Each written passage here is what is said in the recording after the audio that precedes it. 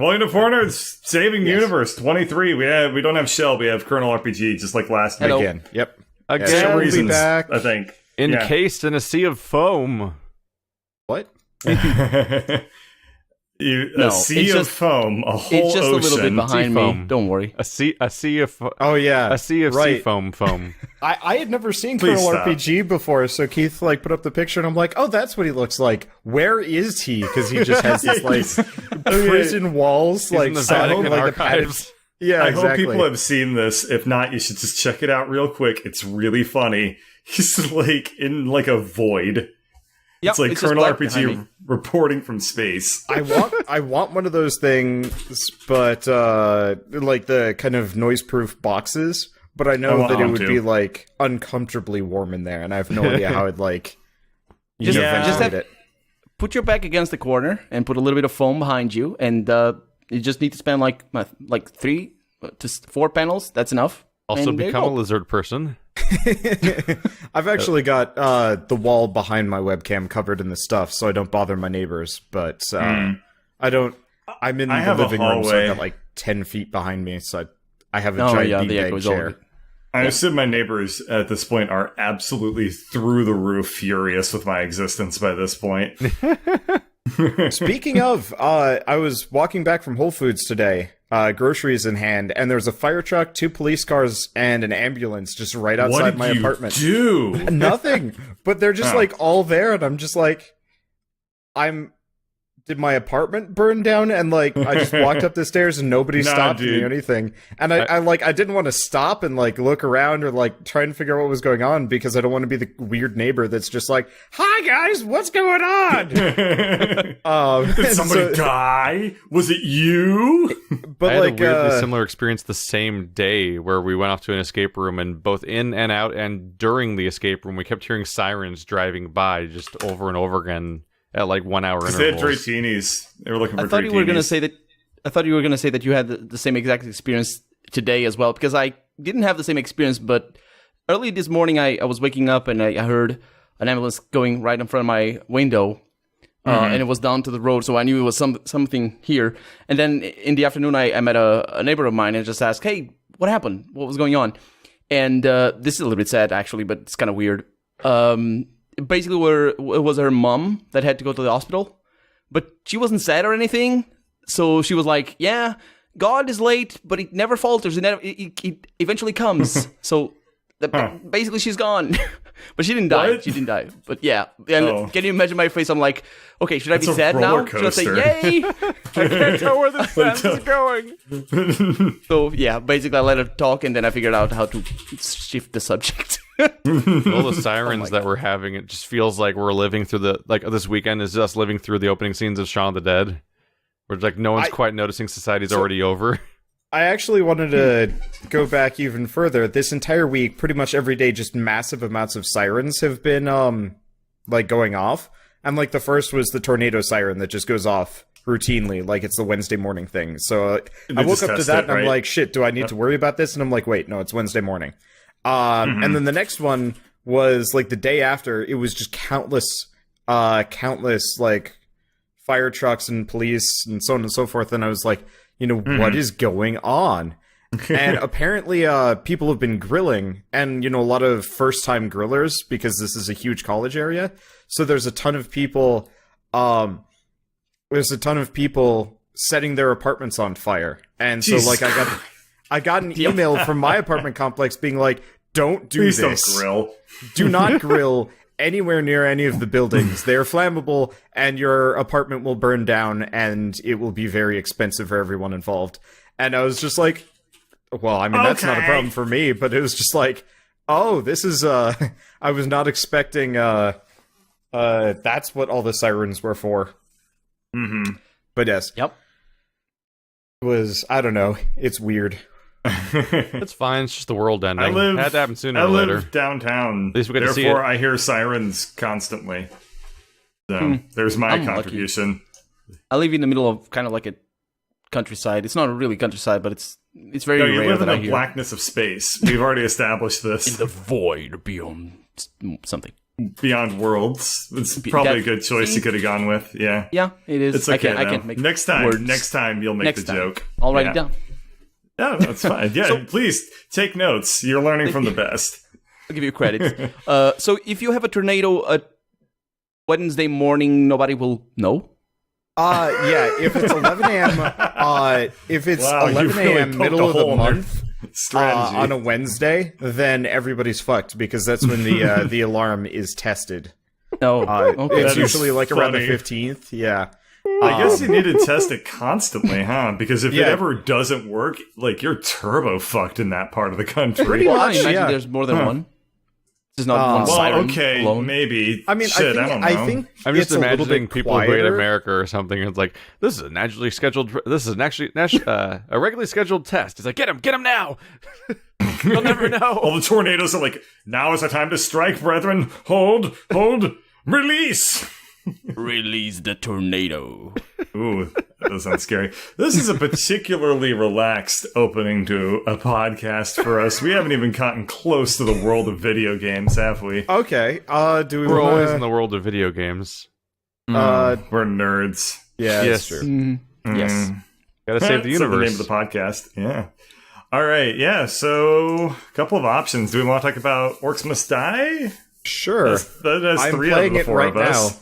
It's Of fun. course you are. Yeah. I'm playing Free Cell. I have at least decency to play something that doesn't take any brain power. I don't have You're free cell on my saying computer. Orcs Must Die takes brain power? Listen, one I'm step sorry, over what? level. He's got things to do. Well, what I'm doing is I'm just going through all the old levels that we've already done. He's with gotta all the double my characters levels. all of the characters that you guys have played, or like consistently play that I'd never be able to play, I'm using them instead. Thinking, like, Oh, true. This is your like window to do that, huh? yeah, exactly. And it's also one of those where, since I'm streaming this, but I can't stream my webcam because I don't have like a good split, it gives some people something to watch. I don't know. I find it very interesting. Was that character lock system in the original Orcs Must Die or Orcs Must Die 2? Yeah, in Orcs Or Must is Die that- 2, okay. one person I had to wasn't- play as the Enchantress and one had to play as Maximilian. Yeah, there wasn't really I was a wondering if that was a holdover from the MOBA days, because that's how it is in like League of Legends and stuff. You can't. Yeah. Yeah, it's not a You can't MOBA thing. It's just the one first team game do only it. had one character, and then the second game added a second character and co-op, and then they just went from there. Yeah. Personally, I don't know. I guess I don't mind it too much. There are times where I'd like to mind try it. out like characters that you guys specifically play. But Yeah, they do have like nicer boobs. Yeah, I'm actually playing a Smolder right now. But you anyway, go. we should probably back up a little bit. So Explain all what we're talking yeah. about. yeah, so for people that don't know, Orcs Must Die Unchained finally came out of beta, I believe. And interestingly enough, they actually got rid of the controversial PvP mode, which was the entire point of Orcs Must Die Unchained originally. It was a It was a MOBA, basically. yeah, it pretty much was a MOBA. It worked a little bit differently because you were still putting traps down and you were summoning creatures to send at other people and stuff like that. Which was neat, but like ultimately it kind of went the same way as all other MOBAs, where it's just like, this is kind of an inferior, not an inferior product, but like it's just not as good It's as not inferior, it's just not as good. well, I don't know. It is There's- though. Like there's let's tons be of them- honest. Like yeah. it doesn't hold up to Dota or LoL. Yeah. Well, I like mean, it even then, didn't. like it doesn't hold up to Smite, which I'd say is Yeah. a bit closer because you Yeah. know, third person sort of action MOBA. I don't know. The game's had a super weird track record because like Orcs Must Die 1 and 2 were like a weird like third person shooter like action RPG hybrid tower defense game where you'd like place all your traps like you would in a tower defense game, but instead of being like in a tower defense game you place like an arrow tower and it'll just continually shoot all the time and it's a continuous DPS, but Orcs Must Die was like traps with cooldowns, so it was like stuff each trap would take out some dudes or cause some crowd control, but it was like you had to make a full gauntlet and it was always controlled chaos and stuff like that. And but they were always that kind of thing, like a action tower defense style game. And the second game was literally the same game but with co-op and different maps and stuff like that. But then the third one comes around, they call it Unchained, and it's like a weird like PvP like MOBA where they diminished the main point of the franchise so much that it was hard to comprehend the point anymore. Because like at one point you could go into buildings and like, oh, this is the one building you're allowed to put traps in. It just came across as a cash grab because it just totally came across as this really out of touch move by the company where it was like, LOL's really popular, let's make a LOL. And then they did, and it was so not the right step to take for that company. We played for one session and I bounced off it all the way until just now, basically, because I was so weirded out by it. We kind of had cynical. fun, but like... It definitely needed a lot of work, and we're like, we'll come back to this later. And it was frustrating because it was a MOBA, and like that's not the point of the franchise to begin with. But it still technically had the trap stuff. But you could only put the traps in like 2 rooms in the entire map, practically. Yeah, and you had to save up for like Orcs rounds. Must Die anymore. Yeah, like you had to save up for like several waves just to be able to afford one trap, and then that one trap, which isn't a part of a system because it's one trap sitting on its own, so it's not interesting, would then also get disabled by like a little electric kobold immediately. I'm like, why did I save up for that? And if it's already broken, I'm like, I couldn't just play the game that the franchise was, which was really rough. And so it's a real trip to see the game just whiplash back and just become Orcs Must Die 3, basically, because that's what this is. Now it's Orcs Must Die 3 , but free to play with edition. like a little bit Warframey because it's so weird. It's this grinding really mechanics, strange amalgam of like chess. Different things. Looking at the Steam reviews, though. Yeah, the funny thing now is that because they teased being that other thing for a while, and then kind of at the last minute changed back to being a regular Orcs Must Die game, now there's a bunch of negative reviews that are all like, they took away the mode I liked. Because they literally did remove the MOBA mode completely. It doesn't exist anymore, which now another wave of people's mad about that. And like... They've muddied the waters so hard that it's total really fuck up on their company's part. It's a weird series of events. I guess for me, I'm actually... I guess I'm going to say I'm kind of okay with what they've done, and like it's better that they, just axe the bad mode than keep it around and pay the price. I don't think any of us want that mode necessarily, but we're pointing out that that's why people are mad. Oh, well, I mean, people are mad to begin with just because it was kind of an inferior grinding product. It was very much. I'm not going to say pay to win, but like there wasn't enough of a player base to really justify. There wasn't enough of a player base that like you wouldn't get matched up against people that are like incredibly better. Like, good at the game, so you just get your ass kicked. Which sucks, because you don't really want to play any kind of, like, MOBA that just immediately starts, like, throwing people at you that, like, kick your ass instantly. It's why, generally League of Legends just puts you up against a bunch of schmucks. And so on and so forth. And I don't know, for me, it was definitely rough seeing what the game was going to be, because... I don't care at all about MOBAs or really anything that's like online competitive stuff. So like having my like local co-op franchise turn into that was definitely like a bummer. But at the same time, they're like it's like to go there, but then delete it completely. I definitely see why people get frustrated, because it's kind of like when XCOM Declassified was being made back when it was just called XCOM. And, like, that was a whole different game that never came out. And, like, it sucks if you wanted that, and the one that never came out, as opposed to the shitty thing that replaced it over time. Because it became XCOM Zero Declassified. Didn't they kind of originally just advertise it as, like, an old-timey version of XCOM, so, like, you had to make do with, That's what I remember. 1950s tech is... Yeah, like 1950s and, like, housewives and dumb hats and old cars and shit. And, like, then like, geometric aliens come in and are like destroying everything and like vaporizing cities, and like blob monsters are going around on the floor. And then it became what if it was a third-person shooter that looked like XCOM, the new XCOM, and nobody cared about what it became. And because the problem is they use this happens time and again, but they use the name for something that's famous and good in one genre and try to port it to another. I guess it doesn't always work. Yeah. I even say that most of the time it doesn't work. I can't actually think of a time that... The only real time to think of is Fallout 3. Yeah, but that had Bethesda. Everybody was comparing it but to it's just Oblivion. not Fallout. Yeah, they were comparing it to Oblivion, not to Fallout. It's like, oh, this game is so much better than Oblivion, or worse, depending. Like, like- who cares? It's Fallout. But yeah. exactly.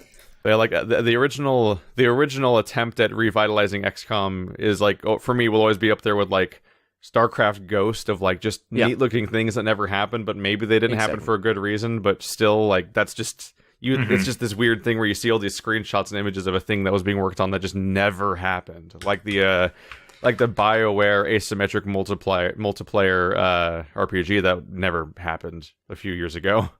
But Yeah. Hasn't They're there making been a like new a one. little? They're Yeah. making some new multiplayer thing, and Shell's like super stoked for that. I'm like, yeah, I don't want to.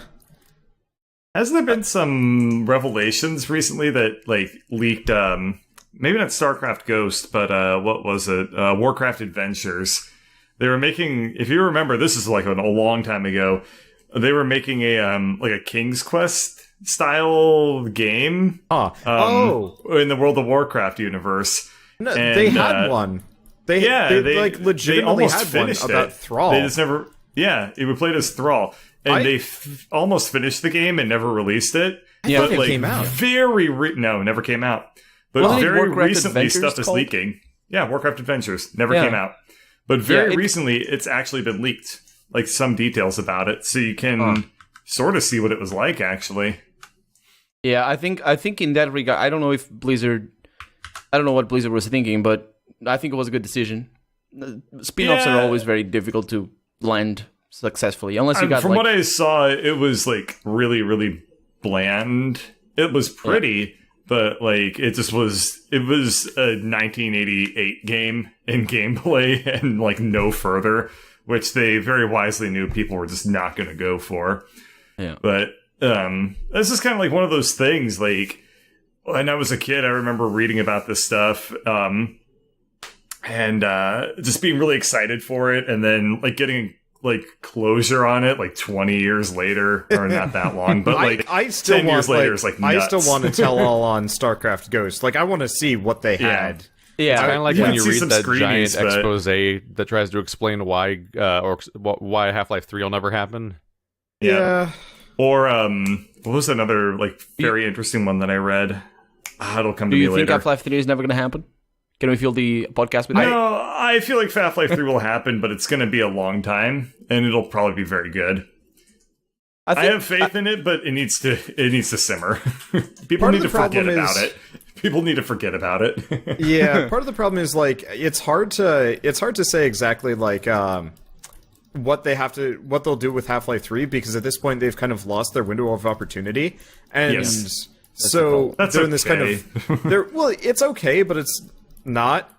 Yeah. Because, like, take Mass Effect Andromeda. Like, I'm gonna be totally honest, it wasn't that great. But it probably would have been it probably would have been acceptable if it hadn't been made by BioWare. You know? Yeah, probably. Like, if Yeah, if that's it a wasn't a Mass Effect game, if they're just like, Space Lady Adventures, some other would title. not- It wouldn't Some be other good universe. though. It wouldn't be It would good, be but like, acceptable, though. Technomancer. As someone it's playing better that's than still playing so much Technomancer. Andromeda and beat Technomancer, I'm just like, wow, this is almost the same level of like writing and fidelity for so much of its stuff. I guess I'd still put it on a classification a fair bit higher than Technomancer. Like In that's terms what's of so scope, jarring it about is. this release is that it feels like something that like Spiders and Cyanide would put out. I guess, but like I don't want to get back into that trap. But I of topic. I know you Let's do. talk about the Architect Wander. Do you want to talk about the Architect Wander? Ugh. Have you fought the Architect Wander? No, I haven't actually. I Well, finished like the second planet, and then Shell's like, "I don't have time to record anything." And then Ukulele and Just let me warn you, Sexy if you Brutal ever came play out. this game again, you better get right up in that architect's face, or he will literally Okay. become invincible and not explain why. Okay. I fought him for 50 minutes. Wow. Yeah, But I have a high opinion of Andromeda right now. I think I think the problem with Andromeda, and with any BioWare game for that matter, I think is always going to be a little bit up in the air. Because if you look back at BioWare's history, I'm currently playing through the first Neverwinter Nights, and I never finished it. because I guess I gave up on the plot basically. That's And pretty typical experience. yeah, the thing is, you can so tell that it's a completely different game in every aspect, writing and focus from Baldur's Gate 2, which was what they did before. And it's like, and then for there they went on to Knights of the Old Republic, which again is a completely different game, even on the writing side of things. And it's so up and down, I guess, that it's gonna be either up to people for some reason liking it very much and think it's the best RPG ever, or shit. BioWare games are up and down within the same game, let alone from game to game. Like those, the writing is like one scene, you're just like, that was so beautiful, and the next scene you're like, what the hell was any of that? Like, it's so all over the place. I love the games. BioWare makes some great games. But it's just why all Mass over Effect the 1 chart, will always be my favorite one, because it's so tight. It is a lot more consistent than most of their other releases. Tight in that game. I totally agree with that. Yeah. This one's but the thing is, the gameplay improvements that they made for the... I mean, people will always look at stuff. I mean, the plot can be one thing, the art design can be another, and the gameplay for some people is just better, and that's okay, I guess. Yeah, a lot of people only care about the gameplay part the most, which is why, in a thing that always baffles me, people are always like, skip Mass Effect 1, Mass Effect 2 is the only one that's good anyway, and just play that one. I'm like, that's the complete opposite effect for me. I played Mass Effect 2, and I thought the end boss was just so uninspired, the head and two floating hands is the thing you fight, and I'm just like... And in my head, I'm like, Mass Effect 2 is the game where every mission is a hallway? For me, I've only played Mass Effect 2 once, but I've always felt that not always felt. I felt at the end that it was kind of like a filler stuff for the whole trilogy thing. So it's like, there's 3 games. It really suffered from the whole, like, it's in the middle. Yeah. Therefore, it can't really like move in any direction type of thing. Yeah, there is a weird sense of almost being able to delete it from the continuity from a plot perspective. Like, you can't delete Mass Effect 2 from a character perspective is the issue, and characters are one of the main draws of the franchise, and so many of them are established in that game. But from a overarching plot of everything that happens over the course of the trilogy, for the main story, like, you can kind of skip to in a weird way because of how it literally is a stopgap. Because like the first one's like, here's the first wave of the Reaper invasion. We got to stop this the way they normally invade, and then they arrive in 3, and 2 was just another way of the Reapers fucking with us in interim, more or less. So I got that impression as well. Yeah, it was definitely like, we need more game. How do we make game out of story? Reapers. I got an idea. Reapers. It felt a lot like it was more graceful, but it did feel kind of like what happened in Assassin's Creed when Ubisoft clearly just said one day, hey, this is going to be annualized now, and the writers were like, what? So suddenly like, it'll be a whole trilogy of Renaissance games now. Yeah, that's what we're doing. And a character named Mario lost the thing you got from the last game, and you have to get it again. I'm like, really? It's in another castle? We're doing that? And then by the time they get to the 3rd Renaissance era game, they're like, the main character's in a coma. There's no story in this game. It's just we're just gonna play as Ezio. That's what happened in Assassin's Creed. That's right. I don't think I ever played that one. I played the previous one. That was a good call. Assassin's Creed 2 has an amazing story setup where you're like going after Pope and stabbing the shit out of him, and then the fucking god looks through the vision straight at Desmond in the program and makes eye contact and talks to him through Ezio, and all this crazy shit's happening. But then 2 is like, we lost the Apple of Eden, we got to get it again. And 3 is like, you're in a coma now. Or, I mean, not 3, Doctor, but, will he ever Brotherhood come and Revelations. Like, just don't have stories. You can just skip them. It's so shit. They're still telling the same story with the new Assassin's Creed, right? Yeah, it's like, no. From a different perspective. But I think it's supposed to be the same world continuity, but I think Desmond died in 3. I couldn't beat 3, so I never made it through to see. But he's not in the other ones, apparently. I don't think I did either. I couldn't make it through 3 because I was so bored, and then I tried Unity, and that also made me bounce off the franchise again. So I still haven't played Rogue or Black Flag or whatever the one that used to be called Victory is. We tried playing 3 for wasn't 3 Black 4th Flag? of July, and that was a colossal mistake. Oh, That game was not any good. I also almost played Freedom Cry. I played some of Liberation. There's too many fucking Assassin's Creeds, first of all. there's so many. And The only one guess I'd be how- interested in is Unity for multiplayer. how do you give up on the name Assassin's Creed Victory? Because that's a great name, and it became something else that's boring. That needs to be the last one. They had When you do a that. Victorian era Assassin's Creed that was called Victory, which is great. I can't even tell you. Did they change it? Yeah, I can't even tell you what it's called now. I forgot. I feel like they'd be a better year ago. served. I feel like they'd be better served just recycling the mechanics for kind of like new-ish IPs. they do. You know, constantly. yeah, I know, but like, just give up on Because every Assassin's Creed. and Ubisoft just game make- is the same game. Yeah, that's a good Like point. Assassin's Creed, Far Cry, Sleeping Dogs especially is just Assassin's Creed in the future, to the point where I thought the end of Sleeping Dogs was going to be the reveal that it is Assassin's Creed in modern day. Sleeping Dogs? Yeah. You mean? Sorry, with Watch Dogs. Okay, I was like, Sleeping Dogs is the like Hong Kong like dudes on a vengeance kick thing, as opposed to. That's a good game, by the way. Yeah, it's It's alright. Syndicate. The Sleeping video- Dogs is great, and Watch Dogs is awful. Yes. I heard Watch Dogs 2 was It's supposed to be like, great, actually but no worth- one cared. Just like how yeah. because Watch Dogs and Titanfall both poisoned the well with troubling first entries, then blew people away with the second entries if they bothered to look. I think Titanfall 2 is doing okay. Like, it's gotten enough accolades. Not to mention, Call of Duty has been kind of flagging lately. So They just announced a new one, I think. World War II or something. So just to tell you guys, yeah, how yeah. Yeah, that's right. I've seen the memes. What memes? I haven't seen the memes. Oh, from World War II. Like, literally, like, there's just this one meme out there that's like, gentlemen, how shall we make our sequel? And somebody just holds up World War One and then puts an eye next to it, and everyone goes. So there you go. There's your meme. I So guess, just I to guess point out enjoy. how uninspired the Assassin's Creed series got for a while there, here are the subtitles for some of their games' names.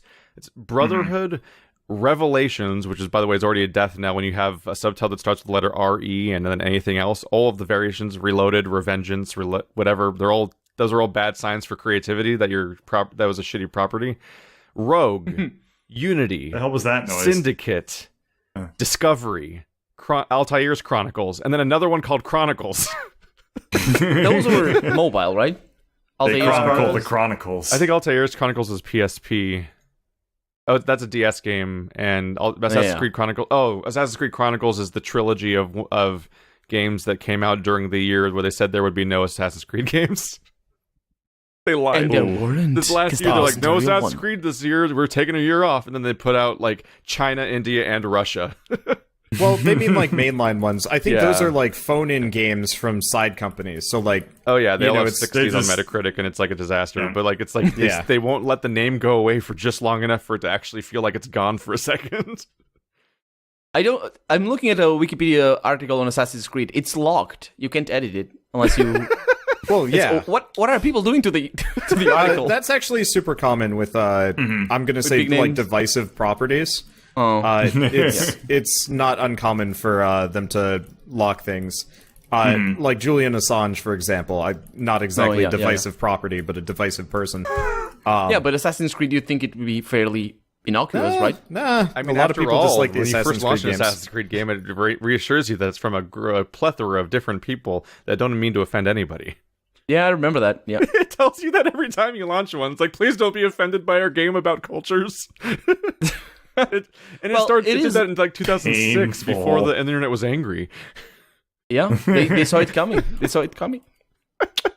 They knew. It's because The thing- it's because they were in 2007 making a game about the Middle East and were like, this might get us in trouble. That's true. So they're like, we're from many different colors and faiths. They were right. Please don't be mad. But it's interesting because they didn't do that in what was the name of that shooter that was also in the Middle East? That was the Line, Spec Ops: The Line. Yeah, Spec Ops: The Line. But like, That game Oh, was Spec hard Ops, yeah, to be because mad. that did not. yeah, Spec Ops: The Line wasn't meant to be like a mass market appeal game. Spec Ops: The Line was very much like a awesome game. yeah. Yeah, it was a fantastic game. But like Spec Ops: The Line was very much like supposed to get you.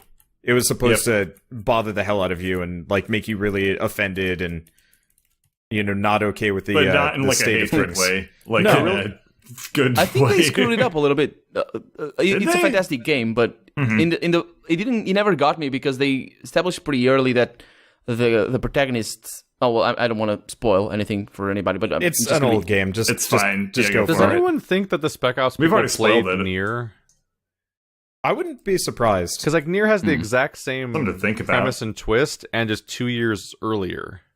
And I just can't help but wonder if like these people making the Spec Ops franchise, because nobody cared about the last like several Spec Ops games. I kind of wonder if like when the line came out, they were like, "Let's do that thing." It came out of nowhere, didn't it? Yeah. I think the problem was that they set up reasonably popular game, so. Oh, weird! That was the it first probably game. Took them that longer. was the first one in 10 years. It probably took them longer than a single year to make Spec Ops the line, though. So I don't think the timeline quite works out. That they were able to play Nier and then be inspired and be able to put the game out that fast. Yeah, I don't know. It is interesting seeing that Spec Ops: The Line was that was the first game after the franchise skipped a decade.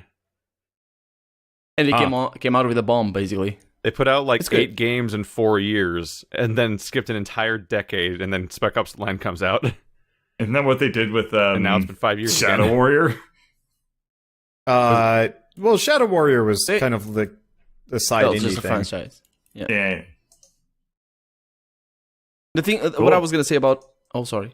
No, go for it. What were you gonna say? What I was gonna say about Spec Ops is that I understood the plot, I understood the reason behind it all. That I got. The thing is, in manner of just bothering me, because they told me, they tell the player that the protagonist is affected mentally, that he's clearly not stable. So it wasn't.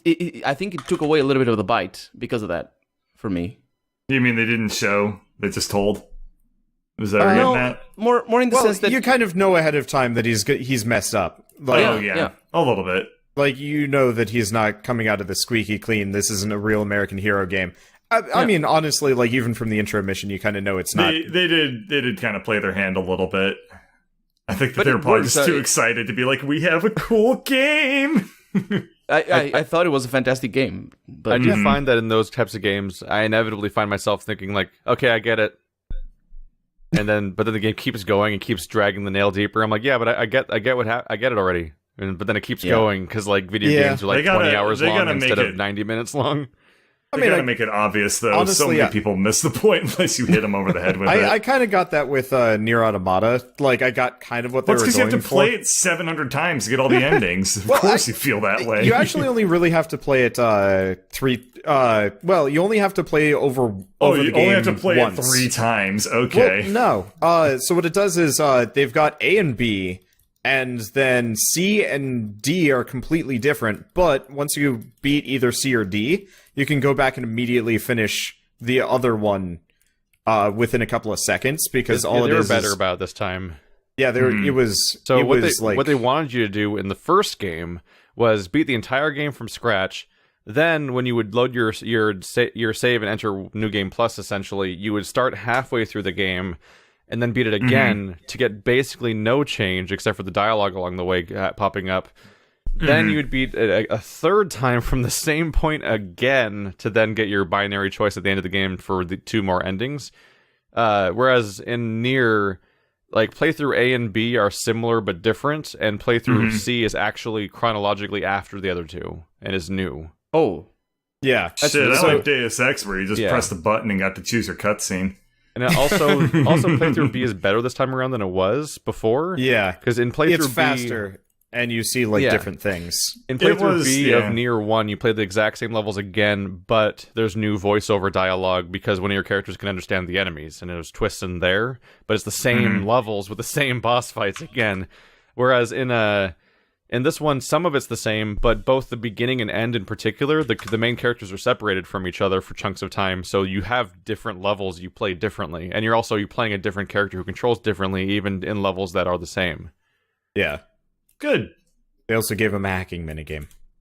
Basically, Platinum Games looked at how they made Nier and was like, well, that's stupid. We're gonna do this now. Yeah. What do you mean you made them play the same boss 4 times?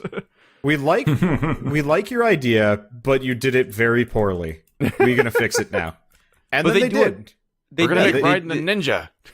The only thing I didn't like about it was the side quests. Well impactful were mostly just like, go kill X, and after a while I'm just like, all right, fuck it, I'm done. Yeah. I'm going for the ending. It feels like a lot of the side quests are designed to just make you spend time with characters so that you feel bad later when stuff happens to everyone, probably. Oh, absolutely. I will commend the fact that in this game, when you do a side quest, it's completed for all future playthroughs of that file, which is great. So, like, you'll pick up a side quest chain right where you left. Like, you'll finish playthrough A, and you'll pick up side quest chains right where you left off in your playthrough B, as instead of starting over. Though if you're like, just came back in the first Nier. if you're like partway through, it will wipe all your progress, which is kind of annoying because there were a couple of quests that I forgot to turn in or something, and then it's just like, well, that's gone. Yeah. And I was a little bit. It's incredibly rare for there to be quests that are multiple stages long, though. Yeah.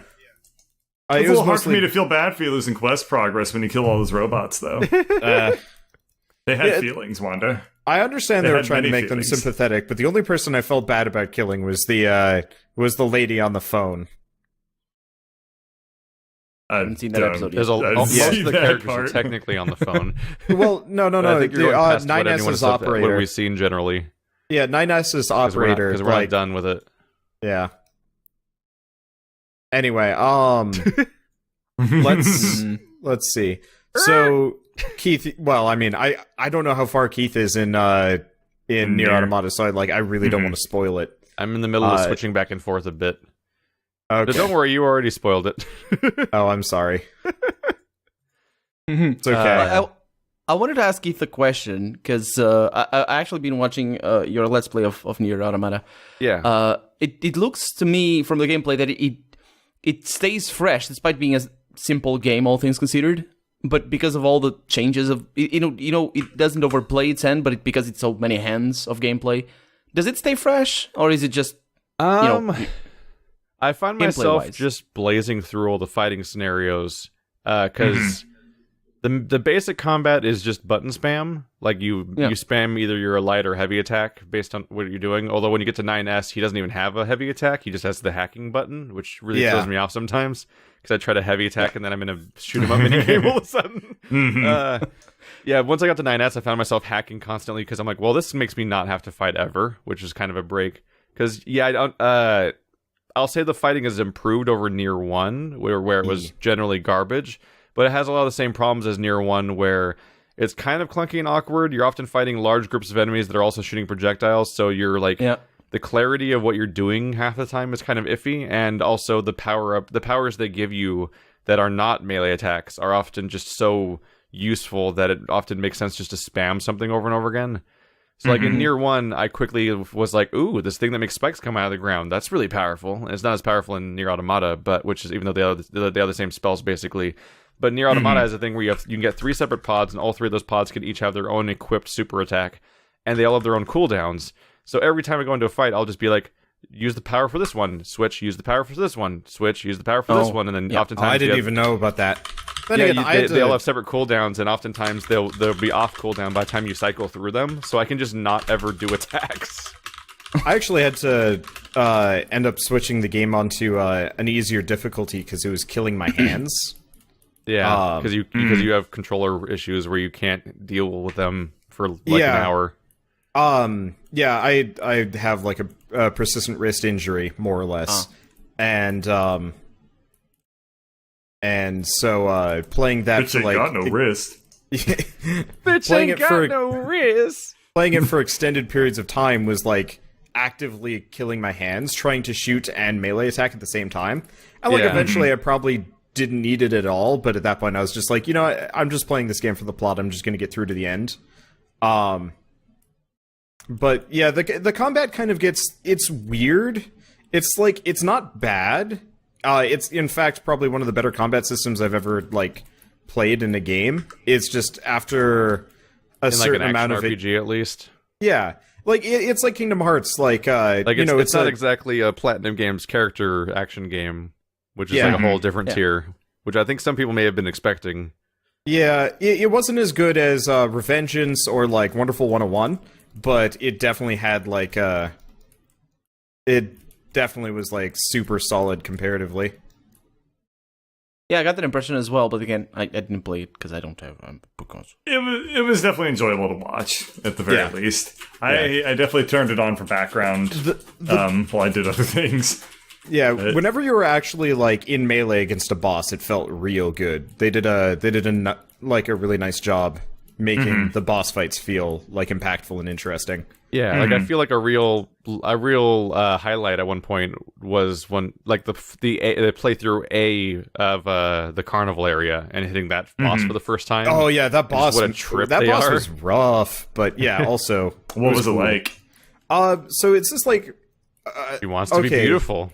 yeah. So Oh yeah, okay. I guess I should probably talk about this because this is actually one of my favorite parts of the game, and it's like so widely understated. So you get to this like carnival, and you're looking for a couple of like other androids that have gone missing in the area, and you're like, okay, obviously like we got to go do this, and you get there, and you eventually like after running into this like weird amusement park filled with robots that don't feel like fighting back.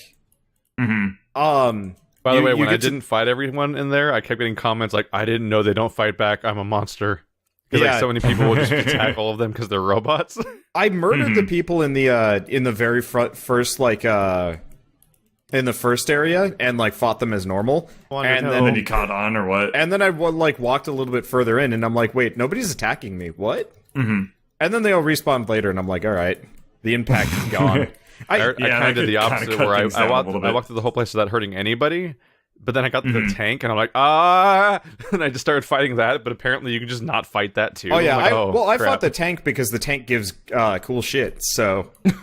Oh, wow, you're really getting into the spirit of the game. That's your thought process. Well, for that one, they're very specifically like, we need to take this out because like it's hella dangerous, and if we don't, it's going to come back to bite us. And I'm like, okay, that seems justification over the like, harmless clown bots that bots that become other things later. Yeah.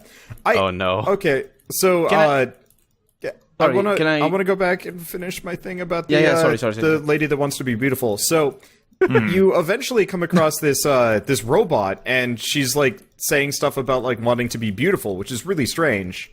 And eventually, if you do a certain side quest, a certain set of side quests, you meet this like kind of annoying character named Jean-Paul, who like has a bunch of women that are like fawning over him. Whose name is censored, amusingly. Yeah, which I don't understand why. But so what happened is he originally had a different name, and that name, the estate of the family that the character's parroting, got mad at the game, and so they censored the name by changing it in text form and then bleeping it in the already recorded audio. Which is why it's really weirdly bleepy whenever they say it out loud, because they'd already recorded the commentary before they changed the name. Weird. All right, continue, Wanda. But so you find out that that this boss was madly in love with him, and like they're robots, so they're like they don't even understand like what love really is and like how human emotions work, but they're trying their best to mimic it. And so he's like repeatedly rejecting her and being like, no, whatever. But he was kind of like doing it in a really dismissive way where she's just like, clearly I just need to become more beautiful because that's how love works. And so she ends up like killing all of her friends and like consuming them to incorporate their parts into her to become beautiful and stuff like that. Like you find this out and it's just like, I mean, that's like super fucked up, but also just like, that is a weird backstory that's made me suddenly really hate this like meaningless side character. Which is something I hadn't expected. It's also weirdly the plot of that movie I was touting around earlier a few episodes ago, Neon Demon. Like literally consuming pretty people for their powers. I wanted to go on a little bit of a tangent in regards to... Oh, that's unheard of. it's about the same subject, just not the same game. Basically, in regards to attacking people that are not attacking you first. Yeah. So last week I talked about Ties of Numenera Torment, and in this week I recorded an episode where something that I had never seen in an RPG actually happened. Because usually how it goes is somebody like there's somebody in your way that's like, oh, you're here, you're not gonna get in or whatever. And usually you have a line like, oh, if you want this, you're gonna have to fight me, and that usually leads to combat, right? Yep. But it's usually in a way where the ones who start combat is actually the people that are in your way. So you walk within range and then they aggro on you. Yeah, you can rationalize that usually as you're just being, it's self-defense. Yeah, you were rude to them, but they attacked you, right? Yeah. But Torment did it differently. It's a side area. Actually, it's a main storyline, but it's a different area from the main part of the game. Uh-huh. And there's these guys that just walk up to them and like you are openly aggressive to them, but they still don't get it. You need to actively choose to attack them if you want to fight them. And it turns out later on that it's not as simple as it seems at first. They're not just murderers. They're actually mad, but, well, it's deeper than it is. But it's something that you rarely see in RPGs, especially, we were talking before about BioWare games. If you are rude to people, it usually leads to combat. Yeah. But I found it interesting. I just want to build that in a different direction. I wish more games would let you do that and like kind of give you active consequences. Like usually you murder somebody and it's just like, well, you murdered them, you're an asshole, or like everybody hates you. You get one evil point. The one game that like I always felt like did the whole like you're kind of a murderous asshole thing well was, I mean, Undertale, I guess, where like you kill everybody, and by the end of it, there's no one left. And I was actually really disappointed in Nier Automata that they didn't go that far. Like I think it should have been one of those that like in places like the carnival, if you had actually killed everybody, they would have stayed dead and you would have never gotten access to some of those side quests. By the way, something I found really dangerous is that if you put you can program your AI of your companion by talking to them, which is something I never really used. But at one point, I set my ally to aggressive, and it made them attack the people at the carnival. Ooh. Okay, we're going to stop that real quick. So, by the way, John Paul is named after a existentialism philosopher named Jean-Paul Sartre, who famously won the 1964 Nobel Prize and refused it because he hates recognition for things, which probably explains a lot of his behavior. Yeah, his estate is actually super duper. Like I've heard about that happening in lots of different contexts. Yeah. You know what other game actually handled you being a really evil bastard pretty well in terms of getting consequences for it was Fallout 1 and 2. And to a lesser extent Fallout 3 as well. But like in Fallout 2, I raised you. I'm Liam Neeson. Like in Fallout 2, like if you got a reputation as being like a super dick, like whole towns would just be like, you're not coming in here.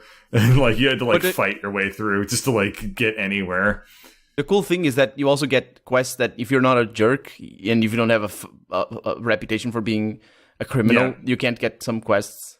Yeah, so some people like if they do handle that very well. Like there are criminal gangs that are like, you're too good. Like get the hell out of here, Boy Scout. Yeah. But then like if you do gain a reputation as a bastard, like then you can like do stuff like that unless you become too much of a bastard. Yeah, if you just go full on child killer, nobody wants to do it. Yeah, if you get child killer, like nobody wants to talk to you anymore. Just reload. Like, Wasteland 2 is a game, like it has so many issues, but one of the things it kind of did do right, more or less, is that if you do something that just straight up pisses off like a city, suddenly there's just a whole city of people trying to kill you. And that never changes back. That was actually pretty similar to how it worked in the original Wasteland, and then of course by extension the early Fallouts. Yeah, Fallout 1 it'd and be 2. really interesting, especially in the second half of Wasteland 2, when when you get to California, where there's locations in that game where if you say the wrong thing, suddenly the entire map of the city turns into like an XCOM style battle screen, and you're like, this is what's happening now. Everyone's like coming real at California. you. I know what city you're talking about. Yeah, the one that's I think it's the one inside of like a stadium or something. I made them mad. I think that's Hollywood, or is it Hollywood? Oh no, the stadium one. Yeah, I don't remember the name. Yeah, they're pretty crazy. Those are pretty crazy. They deserved it. Yeah, I think they deserved it. In Fallout 2, I think the Fallout 2 actually I think does it better than Fallout 1 in that regard. There's even one city that doesn't have cops. And you can kill whoever you like and nobody cares. But it's not like you don't lose reputation. It's just nobody goes after you. So, those are like the early shitbergs. Or like that's the den. Nothing. The first Yeah, zone. but like Wasteland The 2 den is the game to play if you want sucks. actual permanent consequences for Yeah, killing people, definitely. because every single NPC is technically attackable. Might Yeah. break the story forever. Yeah, You never probably know. can still finish the game. Probably. Unless you kill the bosses. Your The game bosses. at least tries to adapt, but it definitely can break Yeah. if you kill the wrong people, Yeah. or in some cases break if you're not doing anything wrong, which has definitely happened to people, because it's also Reminds kind of me of buggy, Morrowind. unfortunately. Yeah. Yeah. We'll see how Didn't 3 Dark- turns out. Oh, hopefully good. Didn't Dark Souls... Sorry. Isn't Wasteland 3 supposed to be multiplayer? Co-op multiplayer. We talked They about should this make it during an MMO. the last podcast where we were like, we don't know what it means. There's a weird Okay. Yeah, implication it's- of oh, a that's weird right. asynchronous multiplayer thing, and it's not very explained. The game's not really being made yet, so who knows? Yeah, I think they're focusing more on the other one. They're making weird Bot stuff. promises during their they're making weird Kickstarter promises, and we don't fully know what they mean, and we're just gonna have to wait and see what that weird, Fair enough. because they seem to suggest that you can do stuff that affects the world that your friend is playing in too without them being there, and I'm like, what? Yeah, it's SimCity 2012. It's a lot of games that do Oh, that, God. and they all end up being crap. Can you imagine Hopefully they do it why isn't there a SimCity like post-apocalypse version aside from Fallout 4? Sim Wasteland. Yeah, there needs to be Sim Wasteland. Where you're Fallout- like, yeah, we're I guess gonna- Fallout 4, yeah. Yeah, Fallout, well, we're not- Fallout, yeah. yeah. Funny joke. Didn't Moving on. didn't Dark Souls 2 have also a way of an ending where you just rule over an empty world? Yeah, all of them have that, but that's not SimCity. No, I'm talking Those about are be great, those are actually, like steal vague everybody. endings. Sim Sequel Dark Souls. to Dark Souls. It's a management sim. Lord of the Dark. You just I'd got play like the shit out of that. Actually, that'd be really it fun. takes place. It's a Dark Souls game where you just play as the handmaiden that sells you things in Dark Souls 3. like it's a weapon shop game. Yeah, but like that one. in the There's a world lot of Dark those. Souls- What's that weapon shop game called? Weapon Shop Recettear. Fantasy, or that one. or Recettear, Recettear, yeah. yeah. Or that. Yeah. There's a lot of good ones. it could be like it's like it takes place in the world of Dark Souls 1 right after the bad ending where you become the Lord of the Framps. So it's Lord just of the you like with all of your like Framp friends being like, we're going to build a farm. And Hey, then you're what's like, under this neck anyway? No one knows. Dog butt, supposedly. It's very hard to build your kingdom, my lord, with having no arms, but we'll figure it out. We'll get some fools to do it for us. You must evil way. construct additional pylons. Oh, dude, like a Dark Souls RTS would be fascinating and It terrible, would be probably. so shitty. I can't think of a worse universe to put in RTS form. It would be Yes, so That'd be a bad. real fascinating train wreck.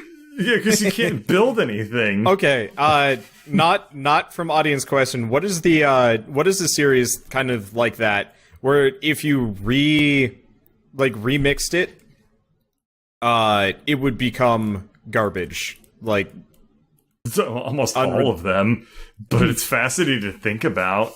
Are you just asking what franchise could remix to be horrible? yeah, like if you remixed Dark Souls as a Spyro RTS. the Dragon skateboard sim. I think Dark Souls. Check is out I a can Tony candidate almost- Hawk for- Pro Skater collectible card game. I could almost see a Spyro like Sports. skateboarding thing. Some- Well, yeah, if only because kinda. like they did Sonic Racing Back when you Transformed had was to. legitimately good. Diddy Kong Racing, like these kind of like weird party games involving characters that have nothing to do with like the core concept. Yeah. And then Harvest you Moon, the character action game. that's that would be a win. isn't that Rune Factory? I guess I don't know they what that just did is. Harvest Moon. It's Harvest Moon with RPG mechanics, so I guess it's not quite the same, but still. Oh, I get it. It's Stardew Valley, but you don't quit your job. It's just you working at that one corporation for the entire game until you like. Judging by that give like up. intro scene, it kind of looks like you're working as one At of the Amazon? goons. No, I was gonna say it kind of looks like you were working as one of the goons at Game Dev Tycoon. Yeah, kind of, actually. Can I make a point about that intro? Yeah. Because, the game goes out of its way to criticize, office jobs and all that sort of stuff, and that's okay. But if you notice in the intro, there's like a sign that says work, and it's got a green thing, and there's another one that says rest. I work in an office job. I don't have that. I wish I did. I wish I had a point where I could rest. You said you never rest? Yeah, basically, you're working, right? So it's not like the boss can, okay, now it's the time to rest, because that's proper office jobs, right? I feel that's good working conditions. So They don't know what they had. somebody in my chat is saying Sonic the Hedgehog remixed with Rain World. That might actually be good. No, it Sonic wouldn't. the Hedgehog remixed in anything that's not Sonic the Hedgehog would probably be a better game. No. It would be a Sonic the Hedgehog 2D platformer again. Which, It would. So And that hard. might actually redeem it. They're already doing that. Yeah, but it'd be Right now. bad. I don't know. That's the next Can we Sonic talk game, is a about that 2D a little bit? platformer. Can we talk about Rain World? Seeing as it's been, Yes. a couple of weeks since I talked about it last? Have fun. Yeah, and you beat it. Go for it. Yeah, I beat it. It was a Congratulations. mindfuck. So, that game, like I the think I got ending. Stockholm Syndrome. Yes, bad. you did. Yes, you did. Join me. Still do. It's weird though. It's the kind of Stockholm Syndrome where you're just I actually I have no idea how you can talk positively about that experience with what you went through to get to that end. It was hell, but by Yes, the end it of it, was. it was actually I mean, I talk positively about the Fume Night. True. I'm watching the video right now of the ending, and oh my god. it is it's nuts. I didn't understand the story until somebody actually was rolling back. So this game does the Dark Souls thing where you have to literally half of the game is finding the lore. And so it's all hidden in little side notes So it's and like stuff like Horizon that. Zero Dawn, huh? I guess, yeah. But not so you really. have to go out of your way to find lore in these pearls, which they don't even tell you this. Originally I thought pearls were just legitimately just pearls, and you just retrieved them to use as currency to give to a specific NPC faction that would sometimes kill you for looking at them wrong. But then it turns out that they're actually data storage modules, and you wanna go out of your way to get them to bring them to the one friendly NPC in the game so that she can read them out loud for you. And it tells this wild story about how there are a bunch of supercomputers in this futuristic Buddhist society where the Buddhists had actually succeeded more or less and managed to erase themselves from existence or whatever. It's kind of an extreme take on that, I guess. And all of this is hidden in the background of a game where you're just this dumb cat slug trying to not die horribly constantly. It is. Isn't the idea that the game you're on the surface of a supercomputer or something? Yeah. The all the stuff you're running through is just different parts of a supercomputer that is slowly breaking down because nobody's and maintaining it. The rain is coolant. Yeah, fluid coolant. Yes. Yeah. And I find that that- was so weird. I find that approach to storytelling, I mean, it can be frustrating. It maybe for the writers as well, but I think I actually made a video today about that where I rant a little bit about what archaeology is in video games. I got a degree in archaeology, and the reason why I chose it is because I played Tomb Raider. Neat. Well, yeah, it's an interesting story, but it didn't have an happy ending. I guess I should have gone to IT or something. But Yes. I mean, it made me who I am, right? But the thing is, Tomb Raider is not about archaeology, right? It's like a museum tour with puzzles. That's really what it is, and that's basically how it is treated in pretty much every single video or video game that has archaeology as a theme. But I think Dark Souls, and as you said, as you were explaining about Rain World, I think that's closer to what it actually is, just getting the pieces together and taking them seriously and questioning what's going on and putting the pieces together.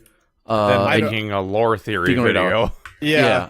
Like that's part of it. Is like I'm doing none of this personally. I'm just sitting in the Rain World Discord reading everybody else doing theorizing and like data gathering and but that's fun like, as well, right? They're hacking into the game because there's like one section where one of the supercomputers is talking to you, but you can't understand what he's saying. So like it takes a little while, and so they're like actively trying to reverse engineer the language system so that they can That's awesome. But that's awesome in and of itself, even if you're not the one making it or doing the investigation. It's like it is neat seeing the community kind of come together on that game, but I'm very glad I never have to play it again. Like, the idea of it is so cool. You're this like vulnerable creature that has to effectively just run away all the time and like avoid death. And what it kind of like Outlast. Yeah. Actually, it really does have kind of an Outlasty feel where like something is legitimately going well out of its way to murder you. And you have to where you have to read everything and put things together to even know what's happening. Otherwise, if you just run through it, the ending just comes out of nowhere, and you're like, I don't know what happened. Exactly. As I said, it can be very frustrating. But it's a different game, I guess. But like the first, so the cat. I'm gonna say the first like 10, maybe 15 episodes of it were just this like pure hell. Where like I was like, I'm legitimately like. Every session would end with me being like, I'm ready to quit. Or actually, no, that was usually in the middle. I as part of the game, I kind of made a deal with myself that I wouldn't end an episode until I had made progress and, ended up further than when I had started. Because otherwise, I was going to quit the game because it's no fun just, kind of doing what we did with the Demon Princes or the Dragon, where you're just like, I have succeeded at nothing, and it sucked. And I enjoyed none of that. But that's the game's fault, not the storyline, I guess. But I mean, the story is a completely separate thing. Did you like it? What, the game or the story? The story. No, there was no story. Like I didn't read the story until after I finished the game. So how could I like it in the? Oh no! I meant after you read it, because I don't know. I mean, it's just it's kind of the same as like every other Souls-ish game where you I see. Where find the lore out at the very end, and you're like, oh, well, that was interesting, but I don't get the chance to properly appreciate it because the game's over now, and it's just like thinking back to it, it's like, oh, that was weird. Yeah, I get comments like that sometimes. They're like, how are you not emotionally overwhelmed by what this fight means? And I'm like, I won't know until later. So many parts of Souls games, like, you won't know the meaning of so many of these things. That's why Sif resonates with a lot of people, is that's one of the rare moments where in the moment you can tell something's going on. That's right. Who's Sif? Is that on the first one? It's the giant wolf in Dark Souls 1. Yeah, it wields a sword in its mouth and is guarding a grave very clearly. So you're like, I'm the bad guy. Yeah. But even the last boss, the only hint that you have, if you haven't been paying attention, and you probably haven't, when you first played Dark Souls 1, it's, even the last boss, the only hint is that the soundtrack is kind of gloomy. Yeah. And when you understand what it is, it all makes sense. And it's... part of it also is with Sif, it's the only non-horrifying enemy you fight, I guess, in the entire game. So like Moonlight... You're not scared of dogs. You just need to get yourself a teeth fetish. I like bitches who ain't got no legs. No, skip that entirely. Go straight for the Framps. No. Lord of the Framps takes on a different meaning. Oh boy. You know what I mean. Oh. You cannot look for images of Sif. The primordial serpent. Can you? Let's look this up. Sif Rule 34. Oh no! I didn't look. I didn't look up that. I just said Sif Dark Souls, and I'm sure that's from there or something. Sif Dark Souls Rule 34. What do we get? Oh, Bird! Everybody on the honest right now. A lot of Priscilla. I mean, of course. What? That just seems inevitable. Of course? That's not an of course. That is a good goddamn set. I have seen so many Priscilla waifu comments at this point. So of course it's of course. Yeah, but I'm looking up Sif, not Priscilla. Yeah, but why does she appear? You brought her up. It's Dark Souls. It's probably going for, because Sif is a 3-letter word. Google doesn't like 3-letter words. Oh, fair enough. Yeah. Nah, there's no Sif Rule 34. One thing is still held sacred to the internet. That's probably good. Nope, I can send you a link later. You found it? Oh, I okay. absolutely found it the moment I looked. Why do we do this to ourselves? I don't know about you. I'm just playing Orcs Must Die. There's also Googling gender-bent wolf lady Sif, yeah, that's the one I which saw. is the weird. I don't like, see this. It's a naked Please woman link it to with me. a sword in her mouth. I don't see that. Which is really funny. I Somehow it actually looks- do not see this. It looks way less intimidating when it's in a person's mouth. Well, yeah, because it looks stupid. sense. Like, you're gonna lose those teeth. I don't see this anywhere. Google is broken. Apparently, good stuff. I can't find porn. It's terrible. Safe search can't be disabled. It's terrible. I hate it. Oh god. It's not disabled. Okay, let's get back on track. Let's go, guys. I encountered another really dumb Horizon Zero Dawn quest, if we want to talk about that. Okay. Mm-hmm. Did you ever do the Romeo and Juliet quest, Wonder? I honestly, after a certain point, I just gave up on side questing. It's not a terrible idea, because the side quests seem to be written by different people entirely. Wow. So the side quests in this game, for me, highlight what I think is a problem with AAA development, and that it's a huge cast of people with different people handling different parts and stuff like that. Because I think what happened is they took this setting, and they wrote a story that could happen in this setting they thought was interesting. But then somebody else got that writing and was like, okay, let's turn this into a video game Robots, thing. dinosaurs. And that's when it becomes a problem. Because, like, the story is that there are two clans separated by a lake, and they're at war with each other, but they're currently in a ceasefire, but they just can't interact and stuff like that. And, like, you meet the more friendly of the two clans, and they're all, like, they have all these policies and rules and things, like, with, like, decrees and crap like that, and to keep them separate and safe and everything. And the person who makes these decrees, their daughter is actually having an affair with one of the people from the other clan. What the two of them do is they signal towards each other with their signal fires, and they meet in this island in the middle of the middle of the lake where they can be together and alone. But what happens is one day, the other clan, the more warlike one, sees the guy's signal fire, thinks that he's like signaling to the enemy and betraying them, so he gets captured and tortured to get the answers out. And what happens is he dies, but like his last thought is that that it was worth it, that risking it all and getting what he got, even though it ended badly, like that was worth it. And meanwhile, like after grieving and everything, the girl ends up like getting back together with her father, and they reconcile, and he realizes that all these decrees that he was making to keep his daughters safe were actually part of what put her in danger, and ultimately. And like it's a nice little story with like, and it's fucked up and it's ending, but it's like it has like stuff that goes on. It's put together well. But you'll notice that I never mentioned Aloy ever. Yeah. Yep. And this is a game where you play as Aloy. So how the game does this story, because what I just told you is what I think is how it was written originally before it was made into a video game quest. Because in the game, you go to the island and first you find the dad, and he's like, my daughter's gone, go save her, who knows where she is. And then you track her down and you trace her to the middle of the lake. And you go to the middle of the lake, and she's up on a tiny boulder going eek, like the like hiding up there, like the housewife from Tom and Jerry when she sees a mouse. Except the thing she's hiding from is a giant crocodile monster, which you then defeat. So then she comes down, and he's like, my boyfriend, I think he's under attack. And so you swim all the way across the other lake, like a freaking special agent, special forces agent or something, and infiltrate their entire facility.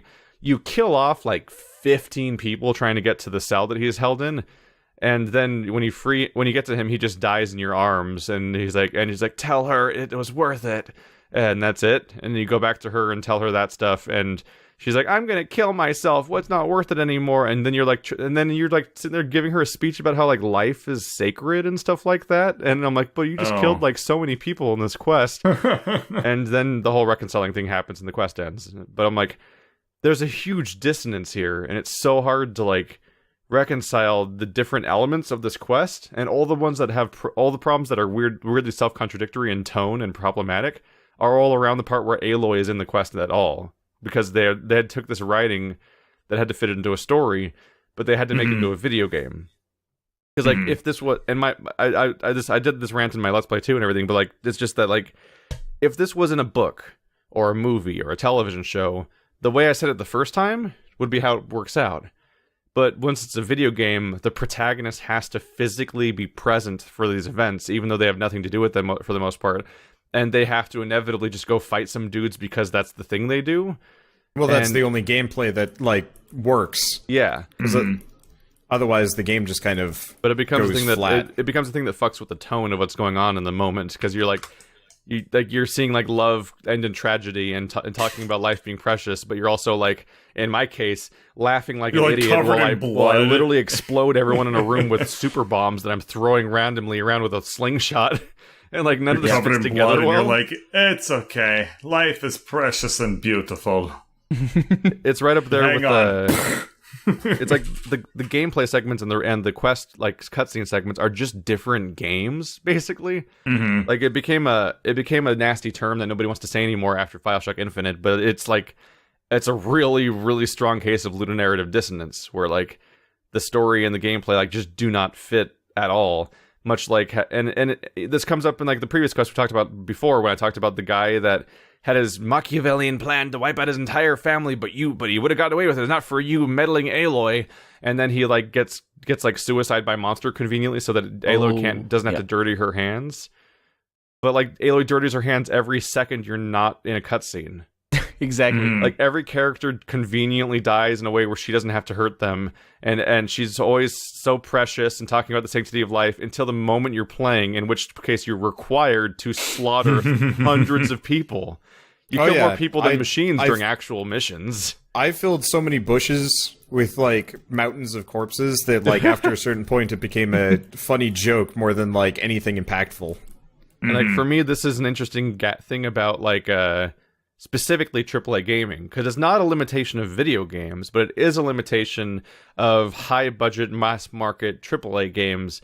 Because a game like Witcher 3 is great, but like a game like Night in the Woods, it's like this is the type of game it's going to be, and it'll be consistent, and it'll just get the thing that it wants to do done.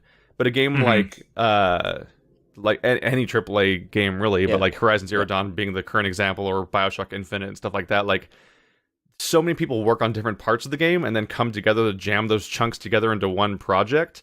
They're like they don't like, everyone has different goals and stuff like that. So like you can write a good story for a game, but if it's in a AAA project, like there's expectations of how it'll be executed, which is how we get to this other thing, which I got reminded of this because Colonel talked about like Tomb Raider, and oh boy, Tomb Raider would have these sections in almost every game, and it leaked into Uncharted, and then eventually even leaked into Horizon Zero Dawn, where you're infiltrating some kind of ruin, and there's like puzzles and platforming, and then after all this work you go through, some asshole just kicks down a door and just barges in and starts shooting everywhere, and you have to fight that. How'd you get here? Like, it's like, how did you cleared get out in here? the tomb for me? Why did I do all that? Like this hit peak absurdity in Horizon Zero Dawn, because eventually you get to the place that is literally the Zero Dawn or Horizon Zero or whatever it's called, like the thing the game's named after, the big revelation location of the entire game.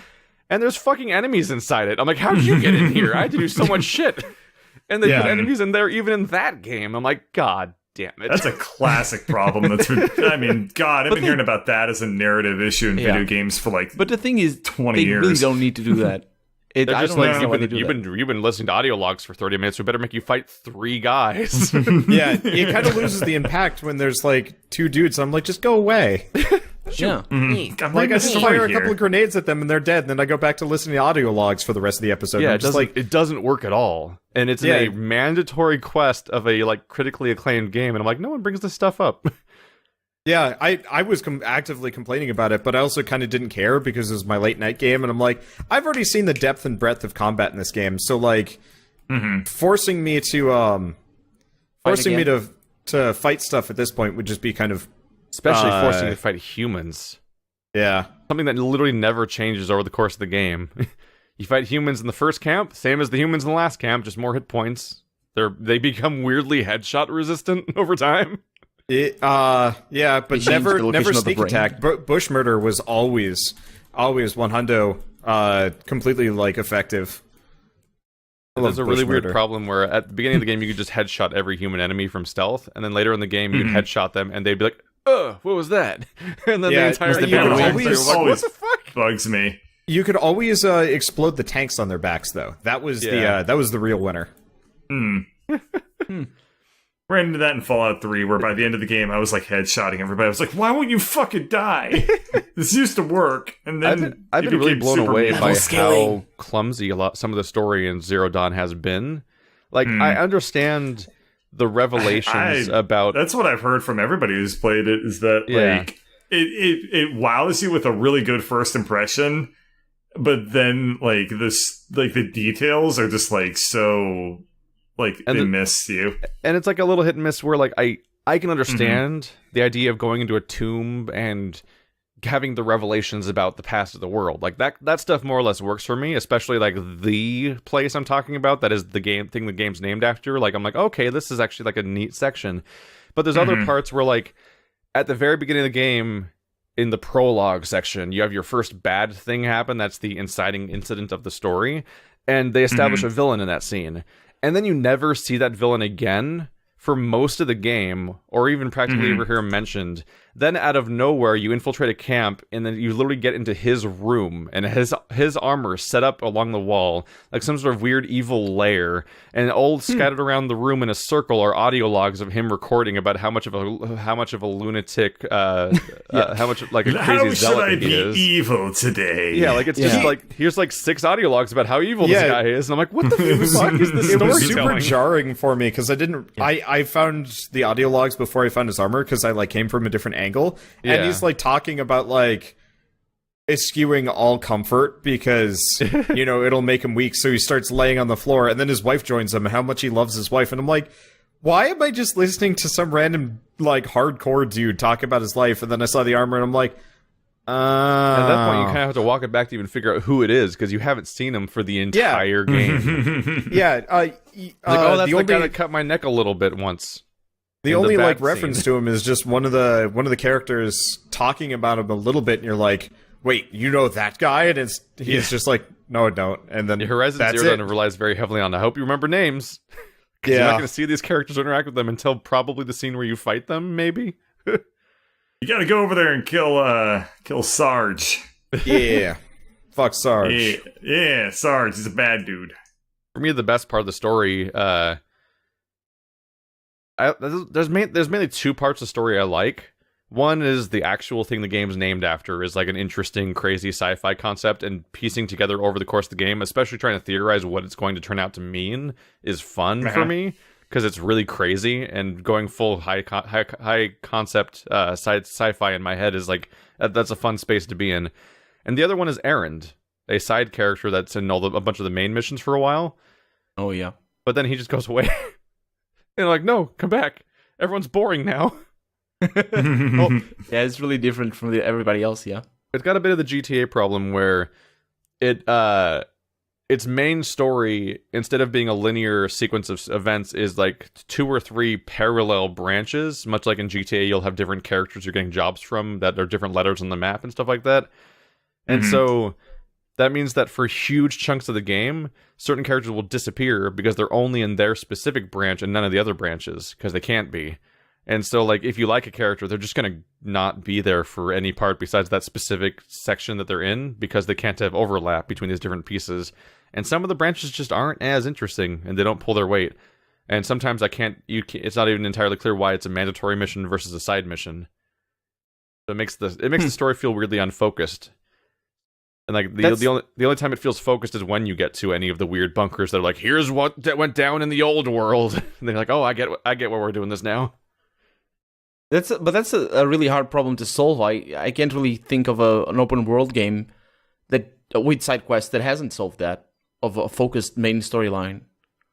It is a problem, but it's also sort of a feature if you think about it. It's like The Witcher 3 was one of the ones that's actually really weirdly clever.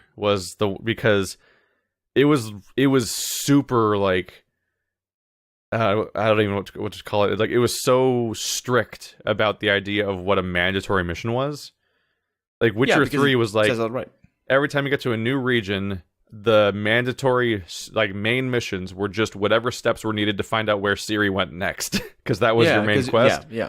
So literally, so the biggest, grandest, most important missions throughout the game that had huge character moments but didn't involve looking for Ciri were all side missions. Yep. Like, literally, totally like, you agree. miss 70% of what seems like the main story if you just play the main missions. But it has a great definition of what a main mission is, because it's like, your whole goal is to find Ciri. You've now found where she went next. You should go there next if you want to continue the main story, and then everything else counts as side stuff. But, spoilers, most of your friends will probably die if you don't do any of their side missions. Like, there's so much shit going down in the side content. Yeah, it's fine. But it's also the best Friends part of the come game. And go. Oh, yeah, like, the side main content mission is just so your good. selfish quest to find Ciri, whereas every other mission is, like, potentially world-shattering events in all the side missions. It's a incredible. really cool system. Yeah. I think The Witcher 3, if you do the main quest, you're not gonna get... It's not The Witcher 3. The side quests have to be there. This is like 3 or 4 that are just incredible. They're phenomenal. Like, can't think of... Yeah, it's just incredible characters, character development... I played, was it Witcher 2 first? And that, I could not get into it. Like, and then I heard later on that that's kind of a more problematic one to enter the series in. Yeah. Because, like, the tone of it's kind of all over the chart. On 1 directly.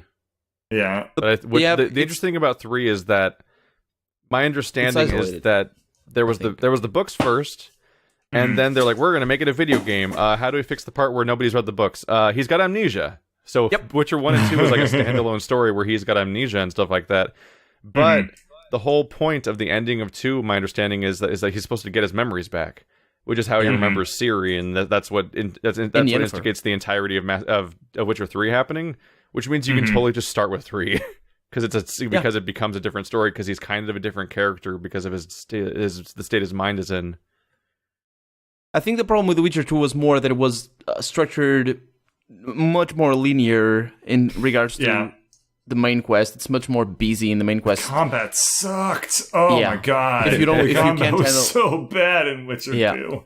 I downloaded their like combat enhancement thing where everybody was like, they really did this like impressive thing and like revamped the combat, and I downloaded it and I'm like, this is unplayable. It's so bad, man. It's fixed. It's hydrophobia pure.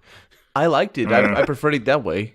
But I just couldn't get into it. It had like, instead of what was it, Quen or or whatever the shield rune is, you'd use that to like actively block, whereas like normally it just gives you some like resistance. Damage resistance, which was weird and jarring. I don't know. It's overpowered in The Witcher 3. Yeah, I guess a lot of it just had to do with the fact that like Quen nullifies old damage. Yeah. And then he pushes back the enemies if it breaks as well, so that's phenomenal. Yeah, I went into Witcher 2, I think, with the wrong mindset. Like, oh, this is a neat plot point, but you have to chew off so much if you go into Witcher 2, because it's made for people that are like already really familiar with the world. So like you play this tutorial, which feels like it's completely like arbitrary, and then like all of a sudden you are engaged in like this thick plot. And you're like, you get like whiplash. I imagine coming from like Witcher 1 and actually knowing what the hell is going on in the world makes it a lot gentler. Part of it is Witcher 1. God. Witcher 1 had like a decent intro. You're kind of like at this town and there are monsters and shit that you have to worry about. 2 is like, Witcher 1 is the opposite problem where it drops you off a cliff from a gameplay standpoint. Yeah, it's true. Like, Witcher 1's story is like, oh yeah, I get what's going on, fight the demons or whatever, but then like you get into your first fight, I'm like, oh god, what's happening on the screen? What is that? Yeah, I had to crank it down. I had to crank it down to easy because it was a bit messy. Because you had to do potions because like it was weird. Like Witcher 3 is just like vaguely like your standard like lock-on combat action RPG. Yep. Yeah, Witcher 1 was kind of a nightmare to look at, and like, what buttons do? What am I doing? Did you know that The Witcher 1 uses the same Neverwinter Nights engine? Yep, that's true. Aurora engine. That's why it's more of a strategy game. That's It's supposed to old. be sort of a That's strategy. an old engine. It is, but That's an I old think they game did a great now. job Witcher with it. 1. It's like 10 years old. Yeah. Yeah, exactly. that 10 old? years old.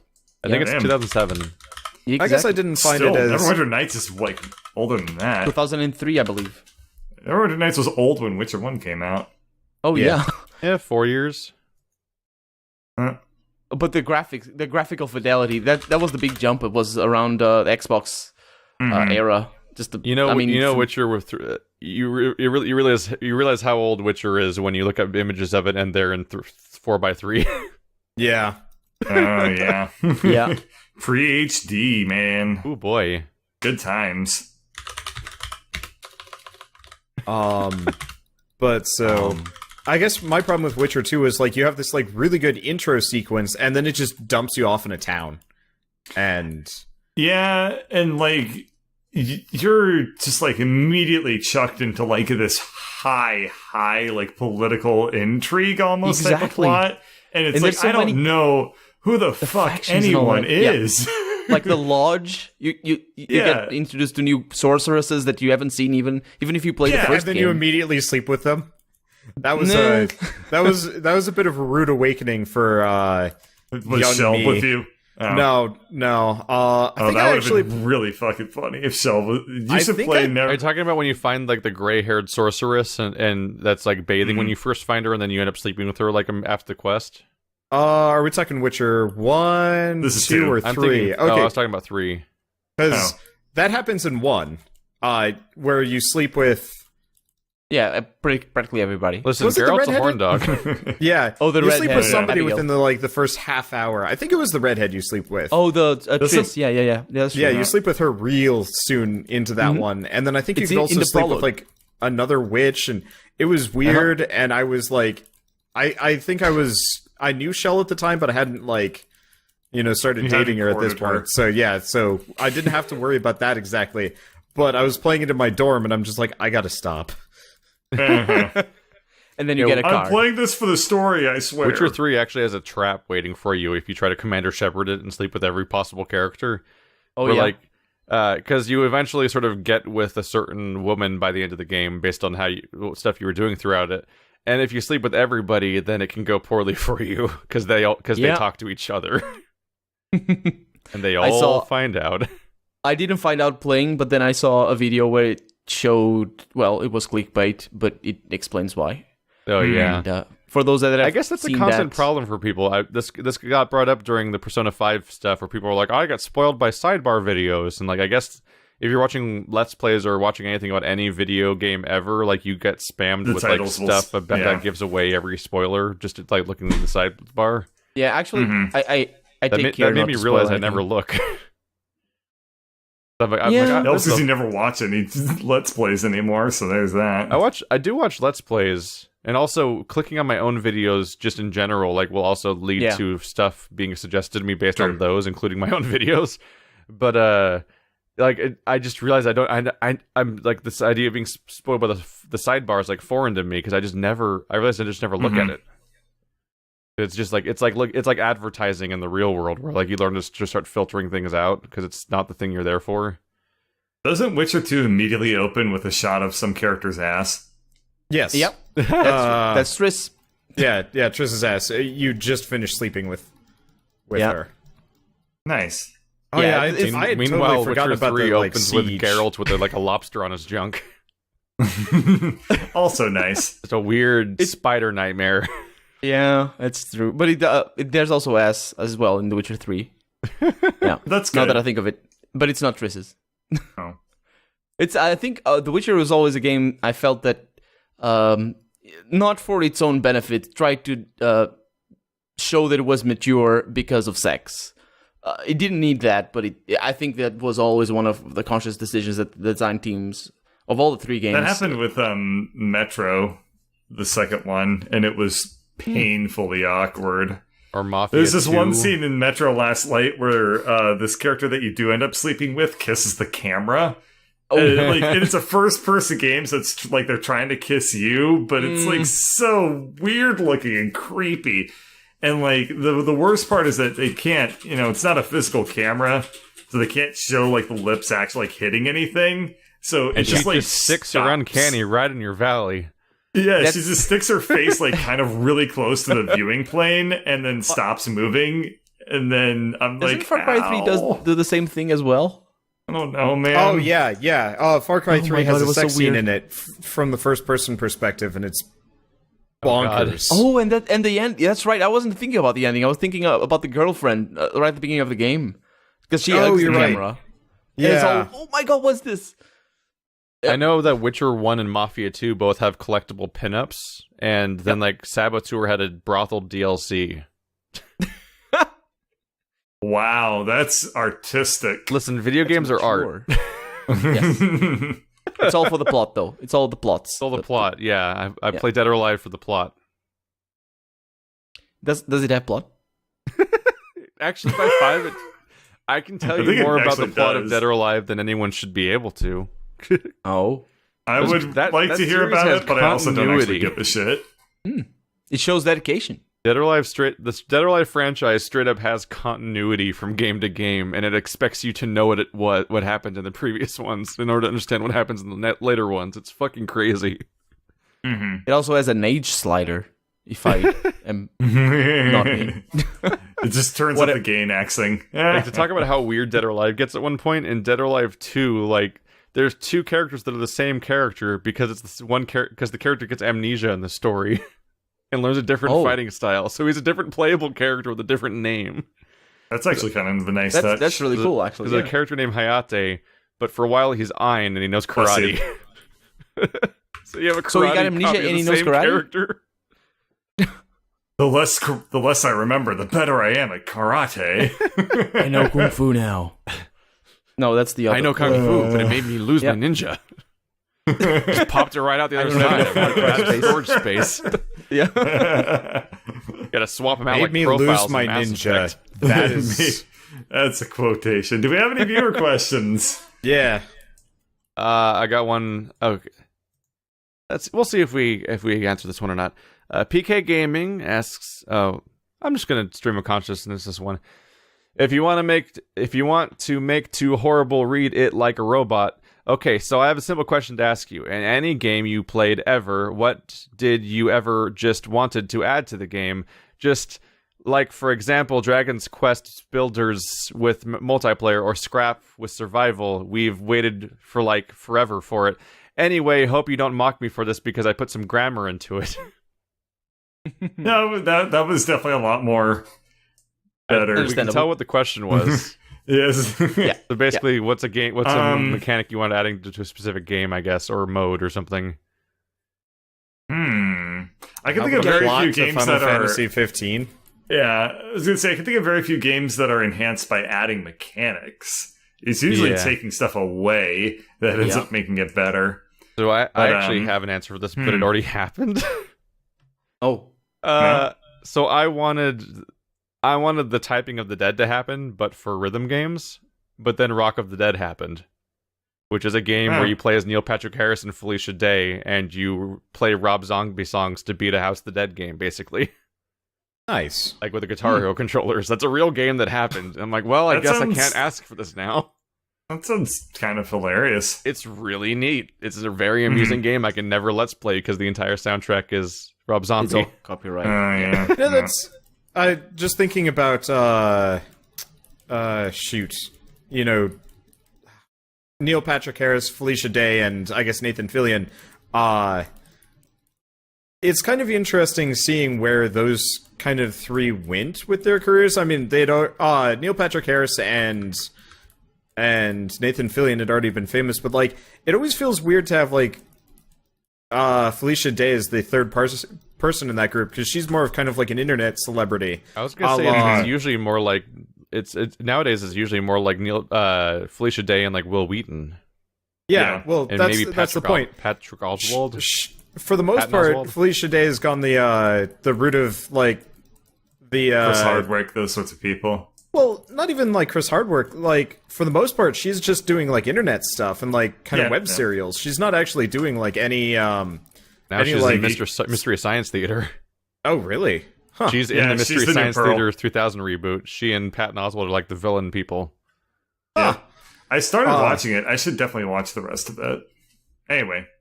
I actually have an answer as well. Oh, hang on. Wanda was saying something.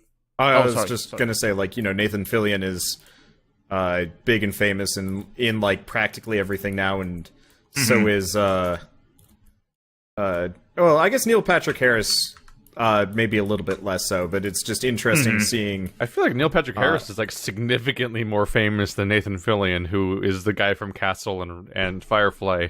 I guess it depends on, like, what perspective you're rolling at things from, because from, like, internet... cred, but he's, like, not known in any real way, whereas, like, Neil Patrick Harris is in a lot of, like, wildly successful properties, and is a child star. Was. I think he doesn't qualify. He's still a child. Yeah, he's actually still in Dookie Howser on Netflix. Still you didn't notice? They're on season 27. Did you just call it Dookie Howser? I don't know what it's called. That would be a very different... Is his name Dookie Howser or not? No, it's Dookie, not Dookie. Oh. Yeah, Dookie is a turd, dude. Well, I'm the difference. Listen, I got Green Day on the mind.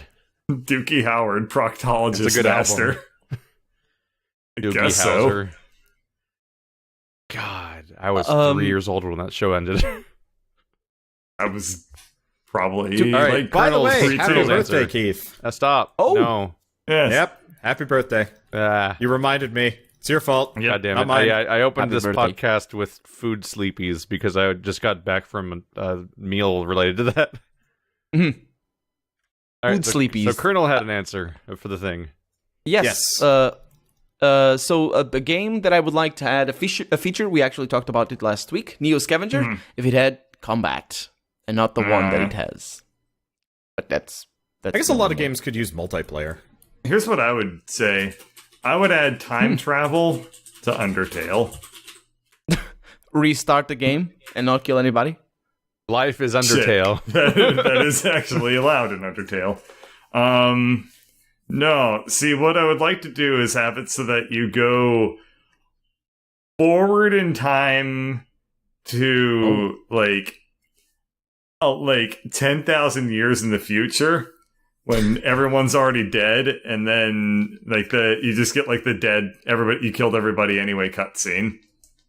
Oh, like, it didn't matter. Oh, that's... Yeah. Or what if every time you did something you didn't like, you could only fast forward, but you had to, like, so if you want to go back in time, you had to do the Futurama trick where you loop all the way around? No, you can only go forward. I'll it's try just to like fix this in the next universe. You just get to skip the immediate consequences, but you have to deal with the long-term fallout. Awkward. Boy, that would be funny. You just disappear and you come back later and see if they remember. I'd actually like to see that kind of the game where you're just literally running away from your fucking problems the entire time. Well, no, like Link to the Past Until the game style. ends very fast. Like, you know how Link to the Past works, where like you become, you switch to being Dark like, World. adult Link, and the world's fucked. You mean that's not Link to the Past? Link to the Past, you do Dark World. You think of Ocarina of Time. Yeah, sorry. Brain. But for me, that's such a weird trip, because they really do just kind of highlight, like, the world really has been kind of having a bad day since you've been gone. I guess they do the exact same thing with Breath of the Wild, now that I'm thinking about it. And every Zelda game since they did it in the second one. I still don't understand Ocarina of Time. It confuses the shit out of me that, like, why is the solution to make him go into a pod where he does nothing for like 7 years? It's a really weird plot point to try to I never process. questioned that. Yeah, I didn't either, actually. Hey, a child Link, we need to save the world. How are we going to do that? You're going to sit here and do nothing for 7 years while everything ends around you. So I'll be like in a hyperbolic time chamber, right? Where I'm training the whole time? No, you'll be unconscious. What?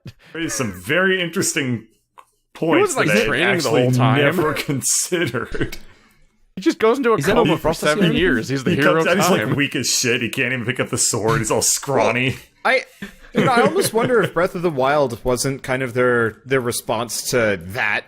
They like kind of wanted to tell the Breath of the Wild story, but they didn't get the chance to. And so now they're just like, all right, so now we can do this right and like make it reasonable why Link has been gone the whole time. And like what happens to Hyrule when Link's not around. Which pisses me off a little bit because it's just like, does nobody else in the universe have any level of competency here? It always bugged me a little bit. It's just like... It's a video game. For me, the surprise right now about Breath of the never Wild do. is just the world doesn't seem so bad. Yeah. Like, oh no, Hyrule's fallen without Link to save it. And I'm like, everyone's having a chill ass time, honestly. Yeah, I Every wish now and they then some had people more get like molested by some kobolds or whatever, but everyone else can just mostly just deal. I think it would have been better if they actually had like, well, I guess they did have like burnt out towns everywhere, which I think is supposed to highlight the issue.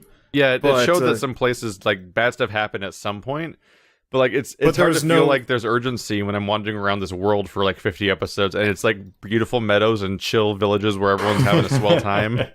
Yeah, like if I guess what would have been an interesting point. I guess if like you get to the woods with the Great Deku Tree or whatever, and it's just like been burnt out, and like the Great Deku Tree is just like only barely alive. Like I think that would Link, be a little bit fucked what up. the But fuck? you took You way were too goddamn long. slow. Like when Yeah. you reach the future in Ocarina of Time, it's horrible. Yeah, Yeah. But when you're in the future in Breath of the Wild, it's like, sure, it's pretty. I'm just Everyone's picturing Zelda prospering, being having like, a full Link, time. where the fuck Yeah, like it are just you? really sucks for Zelda, basically, because she's thinking they're like holding Ganon for 100 years. Mm-hmm. But she's apparently doing a great job. yeah. Give her a Yeah, but promotion. her arms get tired. Oh wait, Eh. her They- arms they get do- tired around 102 years in. That's when you gotta step in. I don't know. It's just The- really like the thought of like the Deku Tree just being so furious at Link Indignant. for being slow. It's just so funny to me. I want a game like that where like it's not afraid to just be like Dead Island. There you go. You're too late. Well, Link, when did I ask for help, Link? Can you pull up on your quest map and tell me when I gave you that quest, Link? Go ahead. I'll wait. Couple hours ago. Where were you, Link? I was picking up flowers, killing chickens. Oh, beating up flowers. Gotcha. Oh, Listen, the chickens okay. got Well, angry. I'll just wait for you to deal with your chicken thing while I'm set on fire and dead. Listen, Time I've got to constraints cook in our- frozen meat. It's important. Gives you resistances. Uh, I have never played any Legend of Zelda game. Well, They're now's a good. great time to start. I'm sure it is. I need to get a. This one's pretty good, honestly. I need to get I've a- never made it past the first area of most Zelda games because I just get bored because it's so patronizing. Like, it's like every, 17 It's the hours of tutorials, isn't tutorial. it? yeah, Yeah. but this new game is like, hey, you're awake now. Play. yeah. Here's a couple of like short tutorial dungeons. All right, I'm dead. Bye. And they're good tutorial Huh? dungeons What? in that they just give you a mechanic and you can only beat the dungeon by doing it right, and they don't even really sit there and like. And here's where you can do the ice block. Click right here. I said right. Click over here.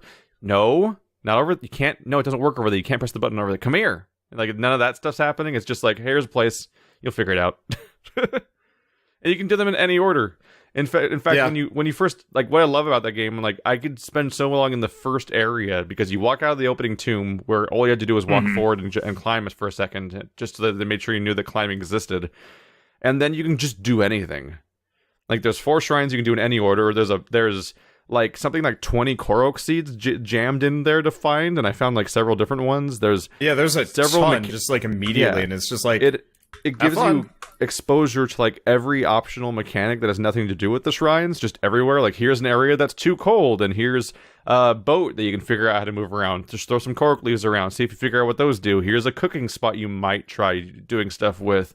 And then Yeah, there's- here's a boss fight that'll spawn in the middle of this meadow if you find it. Like there's so much stuff going on that it's dude, so I different. did not find that boss fight until I was like grinding well after the fact, and I'm just like, what? Yeah. It was such like a weird trip. Finding that one loved of my it. first episodes was such a trip compared to like freaking waking up at the beginning of Ocarina of Time and be like, listen, this is how you use a ladder. And like Yeah.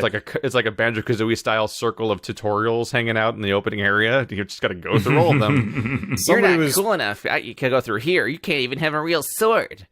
somebody that was super cranky at me for like being pissy at Twilight Princess for being impatient. Like I was super impatient. I was just like, I don't want to do this. Like can I just go? And they're like, no, you have to learn how to do this exactly. And I'm just like, come on. Yeah. Like That's you part of still why I have didn't LP the new Pokemon is because I knew I was just going to be mad. it would have been bad. Well, like, how would have you LP'd it anyway? Do you have the There are setup for it? ways. Oh. You can find ways if you really want to. I haven't yet, but you can. Wow, it's doable. Take my word for it. I'm just saying, like, we every now and then we talk about how, like, we kind of want to do Shadow the Hedgehog, but it's really hard to record the platforms it's on, so maybe we use other methods to record it. Yeah, fair enough. Keith, you would not be suggesting an emulator, would you? I mean, I'm going to be totally honest. I think emulation of, like, old games that aren't being ported to modern platforms is actually totally okay. I would I'm not super iffy on stand it, for which such- is why I've never done it yet. You must respect the rights of the intellectual property holder. Although it is really Okay. funny watching, like, super best friends play emulated games and emulate them wrong, and, like, the game's glitching out the entire time, and they just commit to it, and, like, they're not fixing it. We should totally just think about how many games we'd be able to multiplayer together if we just fired up an emulator Oh, God. and just said, fuck it, let's just play a bunch of SNES. Let's go play that titles. four-player GameCube Zelda game. Yeah, let's go play EVO, guys. Anyone want to play Unfortunately, EVO? Four Swords doesn't emulate well, so that'd be a nightmare. Well, Doesn't the or cap- it would be hilarious. True. I mean, Doesn't like, the it doesn't... Well, it didn't used to launch. I don't know about now. The problem is, Four Swords How requires would you know it didn't used to launch, thief? Dude, I have been doing emulation for years. Poor art college student, no video games. Made perfect sense. I see that we're not going to be friends anymore. Uh-huh. Harumph. Says the boy with the silver spoon in his butt. Listen, it took a while to get it in there, and it's not coming back out. I firmly placed that silver spoon up there. It took a lot of work. Yeah. Listen, those edges are a little sharp. Or big old Papa Birdie did Once it. you get it past the ring muscle, like, it's just, you don't want to take it back out. My parents didn't do shit for me. I Bought you a shoved that. house. Oh, yeah. I gave it back to them. So it doesn't count. This is what I wanted for my birthday.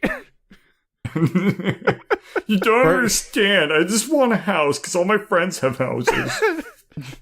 Like, the But next yeah, step up from the rich girl, we're like, everyone else is getting a car. when I was in college, I was messing around with emulation because I had a lot of friends that like knew the ins and outs. So I jailbroke my Wii and like had every game, and that was kind of fun to mess around with. And then I got into emulating games on my PC. And Four Swords, the reason why it doesn't work that well is because it's meant to be played with multiple Game Boy Advances as Right. controllers. It wasn't just like Gauntlet where you could plug in 4 controllers. It was like you had to have Game Boy Advances plugged in through a special proprietary cord that were like shit. Yeah, hard that to get your hands impossible on. to emulate. Yeah, so I'm not entirely sure if it's possible. They might have found a workaround at this you point, get- but like at the time, it was just like, yeah, fuck this. As a programmer, I was just like listening along, and you were saying like multiple like GameCubes or whatever. I was like, that's not too bad. But then you said proprietary cable, and I was like, never mind. Yeah, Possible. Yeah, it wasn't like a USB. It The was word. this like weird Once you say- thing. In the world of Once you say- proprietary, before there was Apple, there was Nintendo. Once you say proprietary, it just leaps up in difficulty so much. I wonder if you could just mod that part out of the game itself instead of trying to trick it into Oh, thinking yeah. it has it. But That'd still that's take like a way lot of harder work. because you need to put in like special code in your emulator to like detect like I'm running this ROM, therefore we're gonna like put it into this mode, which is like really, really difficult. Because And you then can't. I mean, I guess you could have somebody hack the ROM, but that's not really emulating anymore. That's just philosophically Yeah, whatever. but what if you double hacked it? What the fuck? I never thought of that. You need to unlock that skill. It's not first level stuff. You need to do prestige at hacking. Become the double hacker. I need to Log put record. on 2 Nintendo Power Gloves, one on each hand. One is over the other. And then you do like this weird Oh. cross hand thing where you're like hacking like this. Bird. You can't see what I'm Speaking doing right of- now, but I'm like typing on my forearms. Speaking Anyway. of, Bird, you should talk about Double King. Should you want me to talk about it? You all watched It's it. your thing. You found it. Okay, fair enough. I've seen it. This will be the last thing we talk about, I guess. Yeah. But okay. So there's this new movie that came out like maybe about a week ago at this point. It's like an Double animated King. short. It's like an animated short. It's like 10-15 minutes long. Oh, which right, is we really didn't bring this impressive for a up. one-man project. Yeah. This one dude, Felix, I can't remember his last name. It's Felix Cosgrove, Colgrave, Cosgrave. I don't remember. Costco. He's this Newgrounds guy. This is a good plug. Yeah, he's this Newgrounds guy, and he's been just like animating for years, basically, and just like refining himself. And then he finally like just dumps this like beautiful movie. It's like, I think it's around like roughly like 10-15 minutes long, all basically hand animated with, as far as I can tell, like almost no tweening, or like very, very little tweening. So he like he like really, really drew the shit out of this movie. And it's like this trippy thing where it's about this guy who is just like going from castle to castle and just killing all the kings and taking their crowns. And then he has like an obsession with taking crowns and then just running back to his like... Yeah, he abdicates from the duty of actually ruling. So he just like runs away, like when people are like, well, you're our liege now. And he's like, fuck no, I just want the crown. And it's so well done. Like, I watched it and I thought to myself, there's no way I'm going to like this. But then the music like hooks you in really quickly because it's like... It reminds me of like one of those old Monty Python skits. It's very similar to that, yes. I found it. It's called Double King. It's by Felix Colgrave, and it's less than 10 minutes long. Yep. Yeah. Barely. It's pretty close to 10 minutes. But, so the music like hooks you in instantly, where it's like made for this movie by the animator. And it's like very cheesy, kind of like MIDI-ish almost, but it's like, it like captivates you. And then all of a sudden you realize you've seen the entire movie. It's like really good. And you're just like, I had no idea I would watch like this weird trippy LSD feeling like thing. It does look very special. It is. But it's so worth watching. And then the funny thing is that like it seems like this really trippy like Yellow Submarine styled thing, and you think like, it's on drugs or whatever. So I went on his website and somebody asked him like, how many drugs do you do per day when you like animate? The guy got super upset about this. Oh, but he answers. To be fair, like I totally understand like why you get mad about that. Somebody asked me like, what do I take to be creative? And I was just like, what the fuck do you mean? They're like, drugs, and I'm like, the fuck is that? No, this is all me. So he answers with like this really sarcastic question where he basically says like, I do this really hard drug called coffee or something. That he just is like super like, he was like, I derive my talent from like myself, and he doesn't it doesn't come from drugs, which like totally for a lot of people, like Wander was saying, like it undersells the work that you put in to imply like you only did this because you were high. It suggests that your brain couldn't do this on its own because you literally needed to do chemical supplements like this way that somebody uses steroids. Yeah, so for a lot of people, that's actually like a really insulting thing to say to them. So naturally, I say that to everyone that I get a chance to say it to. I find that you can take it as insulting, but you can take it as flattering as well, I guess. They don't. well, everybody takes it their own way, but, it can be considered flattering, right? I mean, you did something that's so great or so trippy that people assume you're more, You can definitely becomes common to see like sarcastic reactions to comments. Like if you ever finish any Hot Diggity Demon episode, it always ends with the episode itself being like, "What the fuck did I just watch?" Just to cut you off on saying exactly that against every video he ever makes. I have not seen a Hot Diggity Demon animation in a while. Is he still around? Huh. He's doing a review series now, like every animator does. Yeah, they'll become reviewers or Let's Players. Well, yeah, part of the problem is it's hard to make money on YouTube. It's impossible. For an animator, especially. Yeah. I mean, they even change like the way that they pay people out, and then Fox in Like, Space it's- is still streaming every day. 4 hours of animating. Dear Lord. Well, Dear that's slightly Lord. different because what they're doing is they're kind of they're I'm just talking about the capitalizing. absurdity of the fact like we covered one episode of that series so long ago, and he's still making the next one. Like that's how hard it is to do shit on like animation Oh, on yeah. YouTube. Like that's not a profitable thing for YouTube. No, not at all. I need to find some alternate revenue. It used to be. It used to be profitable, but then they changed the payouts so that it was based off of To something make us possible. different. Yeah, it actually did start to favor LPers over animators, just like the way that they did either search reviews or payouts or something. Well, I think So part of it is everyone switched over. part of it is also like search rankings favor LPers now as Yes, opposed that's to what like happened. That was a big uh, part of it.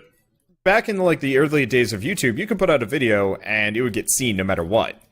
Now, since the site is starting to fill up, or I guess has filled up substantially, and there's all this content out there, you can't just put out an animation and assume people are going to see it. It doesn't work that way anymore, which kind of sucks because there's a lot of good shit out there that just nobody sees because it's.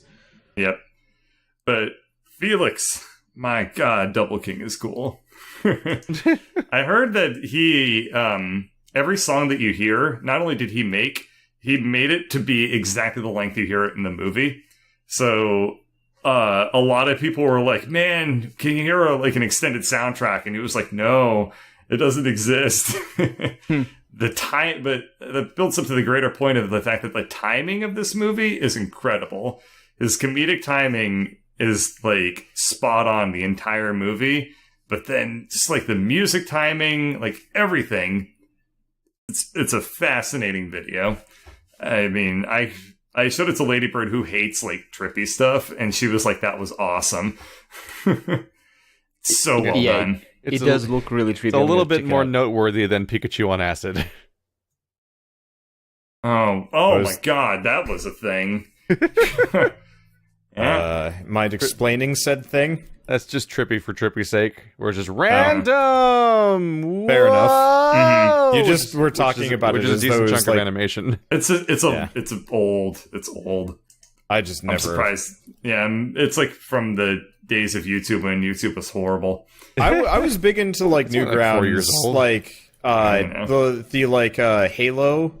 There's something about X games and stuff like that. So like there's something about Halo 1, 2. The things that like Ego Raptor would put together. Yeah, You guys never saw those. I watched them a little bit, but way. I had watched them on YouTube. Way after those- the fact that they were popular. Before Game you know? Grumps, the only Ego Raptor I saw was his actual animations. Yeah. That's all he put out before. Yeah.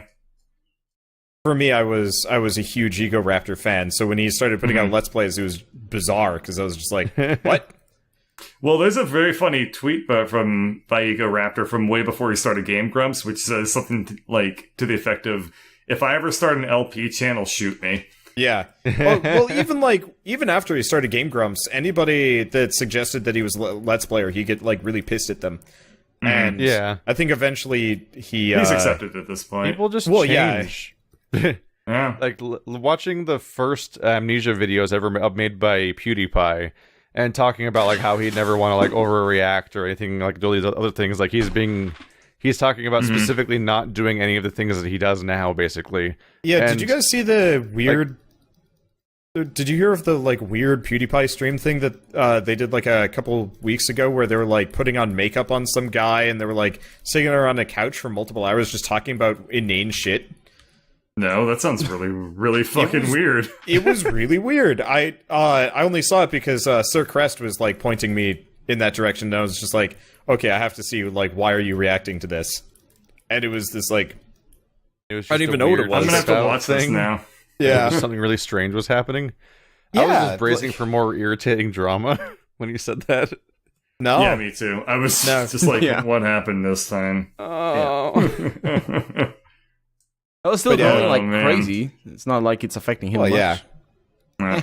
It's hard not to grow like crazy when you're at the top. Right. Well, Until you we're hit pretty the much rounded actual out here. ceiling. So, who has a poop story they want to share? All of my milk went bad in like one day, and I have no idea why. And so I went to go pour a bowl of cereal, have the cereal in the bowl, and then I start pouring the milk, and the milk comes out solid, and I'm like, oh, gross. One of those times you wish you poured the milk first. And put so Play-Doh in my milk. And so I move on to the next gallon, and it's even more solid than the next. And then the last one was not solid, and I start drinking it, and then it's sour, and I'm like, what the fuck? What? How many of these do you have? So I tend to buy milk that, has a expiration date a fair amount away, and, I try and buy like a couple gallons, because I drink it constantly. So I usually have like 3 or 4 gallons of milk in my fridge at a time, because it's like my primary beverage. Oh. Yeah. I've never learned this about you. Isn't a gallon like more than you can drink in a day? I don't think we can be friends anymore.